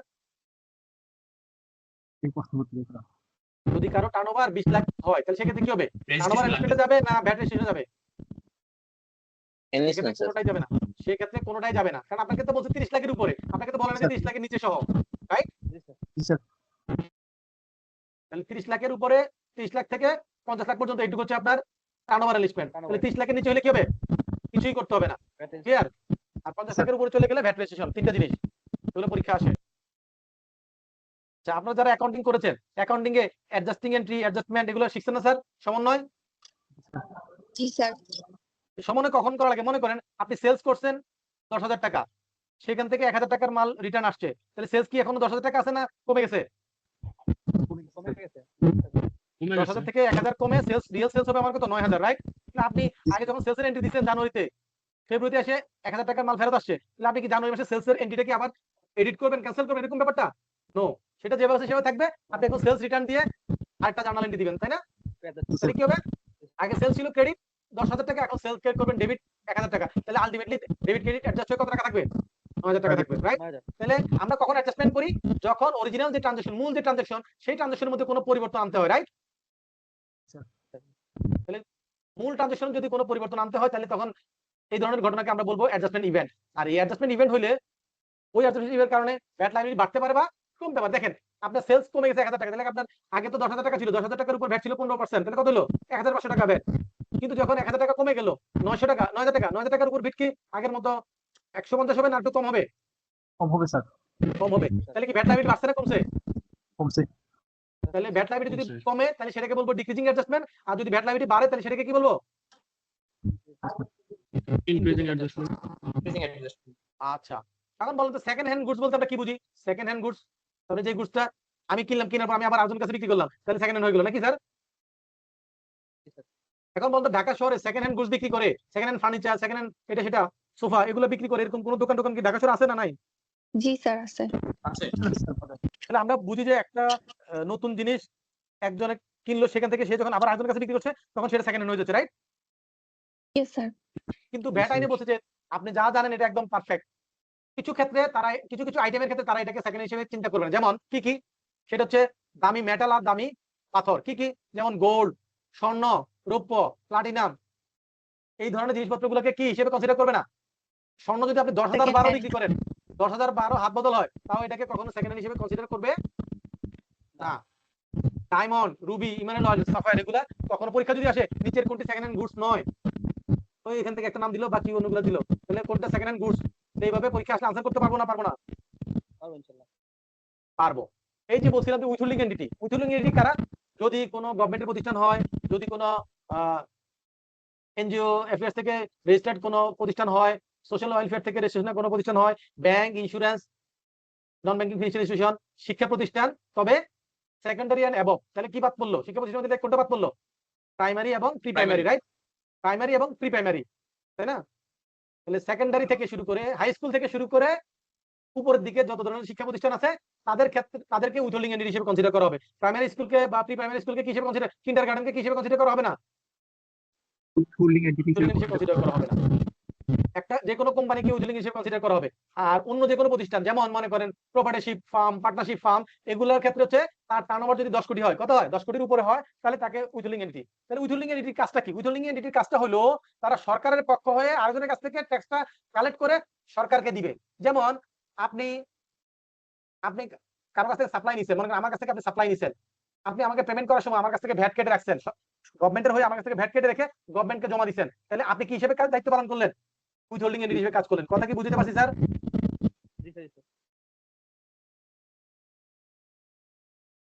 আচ্ছা, এখন বলেন তো বাংলাদেশে এমন কোন প্রতিষ্ঠান আছে যার দেশের বিভিন্ন জায়গায় শোরুম আছে? এরকম কোন প্রতিষ্ঠান আছে স্যার, যে বাটা বাটা আছে, ওয়ালটন আছে, বিভিন্ন রকম আছে, তাই না? তাহলে এখন মনে করেন কোম্পানিতে একটা বাটা, তার আউটলেট অনেকগুলো, তার ফ্যাক্টরি অনেকগুলো হইতে পারে, তার হেড অফিস বা ব্রাঞ্চ অফিস অথবা ওয়্যার হাউস আলাদা হইতে পারে, কিন্তু কোম্পানিতে একটা, রাইট? এখন ভ্যাট আইনে আপনার প্রত্যেকটা শোরুমকে, ফ্যাক্টরিকে আলাদা আলাদা করে আপনি ভ্যাটের রেজিস্ট্রেশন নিতে পারেন, অথবা চাইলে পুরো কোম্পানি সবগুলোকে মিলাই একটা রেজিস্ট্রেশন নিতে পারেন। তাহলে সবগুলোকে মিলাই একটা রেজিস্ট্রেশন আমাকে বলে সেন্ট্রাল রেজিস্ট্রেশন। কি বলে? Central registration. তো সেন্ট্রাল রেজিস্ট্রেশন নিতে গেলে কিছু কন্ডিশন আছে। কি কন্ডিশন? কন্ডিশন হলো আপনি সিমিলার অথবা আইডেন্টিক্যাল গুড সাপ্লাই করতে হবে। আপনি একের অধিক প্লেস থেকে সাপ্লাই করলে আপনি যদি সেন্ট্রালি অ্যাকাউন্টস মেইনটেইন করেন, কিভাবে? সেন্ট্রালি যদি ভ্যাটের বুকস অফ অ্যাকাউন্টস মেইনটেইন করেন সফটওয়্যারের মাধ্যমে, তাহলে আপনি সেন্ট্রাল রেজিস্ট্রেশন নিতে পারেন, একটা রেজিস্ট্রেশন নিলে হবে। কিন্তু যদি সফটওয়্যারের মাধ্যমে সেন্ট্রালি অ্যাকাউন্টস মেইনটেইন না করেন, তাহলে সেক্ষেত্রে কি হবে না? আপনি একটা রেজিস্ট্রেশন নিলে হবে, আপনাকে প্রত্যেকটা ইউনিটের জন্য, প্রত্যেকটা আউটলেটের জন্য আলাদা আলাদা করে বিল নিতে হবে, ভ্যাট রেজিস্ট্রেশন নিতে হবে। কথা কি ক্লিয়ার বুঝতে পেরেছি স্যার? ওকে। এই যে সেলস রিটার্ন হইলে ক্রেডিট নোট হয়। কি নোট হয়? Credit note. তাহলে ক্রেডিট নোট হলে কি হবে? সেলস যদি কমে, ভ্যাট লাইবিলিটি বাড়ে না কমে? কমে। এই দেখেন, এটা হচ্ছে ডিক্রিজিং অ্যাডজাস্টমেন্ট। তাহলে এই পরীক্ষা আসবে ক্রেডিট নোট এত টাকার ক্রেডিট নোট হয়েছে, তাহলে ভ্যাটের ইমপ্যাক্ট কি? ইমপ্যাক্ট হলে লাইবিলিটি কমবে, ডিক্রিজিং অ্যাডজাস্টমেন্ট। কথা ক্লিয়ার স্যার? ডেবিট নোট হলে তার উল্টাটা, ভ্যাট লাইবিলিটি বাড়বে, ডেবিট নোট কি বাড়বে। বাড়বে। আচ্ছা, এখন বলেন তো আপনাদের কার কার বাসায় কারেন্ট, ইলেকট্রিসিটি সাপ্লাই, পানির সাপ্লাই, গ্যাসের সাপ্লাই, এরকম এই ধরনের সাপ্লাই গুলো নাই? কার কার বাসায় হাত তোলেন? কার কার বাসায় নাই? হাত দেখতেছিলেন, তার মানে কি সবার বাসায় আছে নাকি? তাহলে এখন দেখেন তো, আপনি যদি একটা প্রোডাক্ট দোকান থেকে কিনতেন, আপনি গেছেন কিনে নিয়ে আসছেন, কিন্তু ইলেকট্রিসিটি গ্যাস কি এরকম এই কিছুক্ষণ পর পর দিয়ে যায় বা 2 দিন পর 3 দিন পর দিয়ে যায়, নাকি একটা কন্টিনিউয়াস সারা দিন সেকেন্ড প্রতি সেকেন্ডে পাচ্ছেন স্যার? কন্টিনিউয়াসলি তাহলে যেসব সাপ্লাই গুলো আমরা কন্টিনিউয়াসলি পাই সেগুলোকে বলে প্রগ্রেসিভ সাপ্লাই। সেগুলোকে কি বলে? Progressive supply. আর যেগুলো একটা নির্দিষ্ট সময় পর পর পাই, যেমন মনে করেন আপনার অফিসে কেউ মাসে 4 বার আপনাদের স্টেশনে সাপ্লাই দিয়ে যায়, তাহলে প্রতি সপ্তাহে দিয়ে যায়, তাহলে একটা ইন্টারভ্যাল দিয়ে যায়, এটা হচ্ছে পিরিয়ডিক্যাল সাপ্লাই। এটা কি? Periodical supply. আবার মনে করেন আপনি ইএমআই সিস্টেমে কোনো প্রোডাক্ট কিনেছেন, এখন তো মান্থলি ইনস্টলমেন্ট আকারে প্রোডাক্ট কিনা যায় না স্যার? যায় তো নাকি? এরকম যদি হয় সেই ক্ষেত্রে এই যে প্রত্যেকটা ইনস্টলমেন্ট আপনি দিচ্ছেন, এই যে ভেঙে ভেঙে যতবার বিভিন্ন সময় দিচ্ছেন, তাহলে এটাকে বলবে পিরিয়ডিক সাপ্লাই। এটাকে কি বলবে? সাপ্লাই। আর ভ্যাট আইনে যত জায়গায় ভ্যালু শব্দটা দেখবেন বা মূল্য দেখবেন, মূল্য মানে সরবরাহ মূল্য, আর সরবরাহ মূল্য মানে কি? সকল প্রকার কর ব্যতীত মূল্য, তাই না স্যার? ওকে, হ্যালো, এইটুক পর্যন্ত ছিল আমাদের আজকের পড়াশোনা। ওকে, আজকে অনেক পড়াশোনা হয়েছে এবং এটা দিয়ে টোটাল ভ্যাট আইনের যতটুকু এরিয়া আছে সামারিটা আমরা আপনাদেরকে সামনে তুলে ধরলাম। বাসায় একটু পড়তে হবে, ম্যাট্রেসটা দিয়ে দিব। দেখবেন যে এইটা যদি একটু কষ্ট করে এই শীটটা এবং আগামী ক্লাসের যে শীটটা, এই দুইটা ক্লাসের শীট যদি ঠিকমতো ভালো করে পড়েন, তাহলে আপনাদের ভ্যাটের বইয়ের ম্যানুয়ালের 60% পড়া কমপ্লিট হয়ে যাবে। কত পার্সেন্ট পড়া? 60%। তাহলে এই আজকের ক্লাস এবং নেক্সট ক্লাসের যে আলোচনা হবে সেইটা আপনাদের ম্যানুয়ালের 60% বেশি কভার করবে। সো এই জায়গায় বেসিক যদি কেউ না বুঝেন, তাহলে সেখানে কিন্তু পড়াশোনা করতে গেলে বা প্র্যাকটিক্যালি কাজ করতে গেলে অনেক কিছু সমস্যা হবে। আপনাদের ম্যানুয়ালে যেভাবে আছে সেভাবে পড়লে আপনি প্র্যাকটিক্যালি কাজ করতে পারবেন না, কিন্তু প্র্যাকটিক্যালি যেভাবে জিনিসটা বুঝতে হয় বাস্তবে, সেইভাবে আমি আপনাদেরকে আপনাদের ম্যানুয়ালের বাইরে গিয়ে ভ্যাট লয়ের বিভিন্ন জিনিস আপনাদেরকে দিয়েছি। এটা না করলেও পারতাম, তাই না স্যার? আমি তো ম্যানুয়াল ধরে পেজ ধরে ধরে লাইন ধরে ধরে পড়াই দিলে তো হয়ে যেত, হইতো না স্যার? নাকি এটার জন্য আমাকে কেউ জিজ্ঞেস করতো যে কেন ম্যানুয়াল ধরে পড়াইছি? বাড়তি জিনিস না পড়াইলে কি কেউ আমাকে জিজ্ঞেস করবে কেন বাড়তি জিনিস পড়াই নাই? না স্যার। নাই। কিন্তু এই যে যে পড়াশোনাটা হচ্ছে, এটা দিয়ে আপনার তিনটা কাজ হবে। একটা হচ্ছে আপনার সার্টিফিকেট লেভেলের পড়াশোনা এবং পাস হবে। তারপর হচ্ছে সেকেন্ড লেভেল প্রফেশনাল লেভেলও ট্যাক্স ভ্যাটের যে পোর্শনটুকু সেটা আপনার কভার হয়ে যাবে ম্যাক্সিমাম অংশ। দেন হইলো আপনি যদি চাকরি করেন বা প্র্যাকটিস করেন, সেখানে আপনি এগুলা কাজে লাগবে প্র্যাকটিক্যালি। তাহলে কি এইভাবে ক্লাসগুলো নেওয়াতে আমাদের কোনো উপকার হবে না, হবে না? কোনটা? তো যারা আপনাদের বন্ধু বান্ধব ভাই দাদা যারা আপনি ক্লাসে আপনি জয়েন করেন নাই, তারা কি কোনো কিছু হারাইছেন নাকি অর্জন করছেন? আড়াইশো স্যার, বাট এগুলো স্যার রেকর্ড ক্লাস থাকে। কারণ এইভাবে কোনো টিচার কোনো ট্রেনার এইভাবে করে তাকে এই ডেলিভারিটা দিবে না, এটা একদম শিওর। দেশে কেউ দিবে না এটা, ঠিক আছে? তো আপনারা লাকি যে আপনারা ছিলেন অ্যাটেন্টিভ, আপনারা এটার বেনিফিটটা পাবেন, তাই তো? একটা যে আসে প্রশ্ন না সে কি ছিল। বেনিফিট পাবে? না স্যার, কি বলেন? তা আপনি শেষে মনে করিয়ে দিতে বলেছিলেন যে সুপার শপে এখন ভ্যাট কেন নেওয়া হয় না। আচ্ছা, এই ব্যাপারে। আসলে দেখবেন যে আপনি যদি আগরায় যান, শুরুর দিকে তারা কিছুদিন গত বছর থেকে লিখে রাখছিল আগরায় কেনাকাটায় ভ্যাট নাই, এরকম লিখে রাখছিল না? জি স্যার। কেন লিখে রাখছিল? কারণ মানুষ দেখে যে গেলেই ভ্যাট হয়, এজন্য তারা মুদি দোকান বন্ধ দোকান থেকে নিয়ে নিচ্ছে। আসলে আগরায় ভ্যাট ছিল, সবসময় ছিল, এখনো আছে, কিন্তু এটা আপনার চোখে পড়ে না, আপনার পকেট থেকে যায় না বলে আপনার চোখে পড়ে না। কথা কি বুঝতে পারছেন স্যার? জি স্যার। আগে যেটা হইতো, ওই যে আগরা আপনার কাছ থেকে 4% নিত, কি নিত? 4% নিত। বা ট্রেডার হিসেবে 5% ভ্যাট নিত। আগরা 5% ভ্যাট নিত, এখন 7.5, ভালো কথা। কিন্তু তারা ওই 5% আপনার সাথে আপনার কিনার ভ্যালুর সাথে যোগ করে দিত, এজন্য আপনি ট্যাপ পাইতেন। এখন কি হচ্ছে, ওই যে আজকে আমি আপনাকে বলছি না, আমি যদি বিক্রির সময় 15% রেটে বিক্রি করি, তাহলে কিনার সময় ভ্যাটটা মাইনাস করতে পারবো, শিখেছিলাম না একটু আগে? জি স্যার। তো তারা চিন্তা করলো যদি কাস্টমারের কাছ থেকে আমরা ভ্যাট নেই আলাদা করে, তাহলে তো কাস্টমার আসে না। তারা দেখলো যে বিক্রির উপর 15% ভ্যাট আর কিনার সময় সে হয়তো 10% বা 12% বা 8% হিসাব করে দিয়ে আসছে, তাহলে তার অল্প একটু ভ্যাট বাড়তি দিতে হয়। এটা তার নিজের পকেট থেকে দিলেও কোনো সমস্যা হয় না, তাহলে কাস্টমার বেশি পায়, লাভ হয়। তাহলে এখন আপনি বলুন যে স্যার তাহলে তারা এত বছর কেন ওই রাস্তায় যায় নাই, তাই না? এতদিন তারা বোকা ছিল কেন, তাই তো?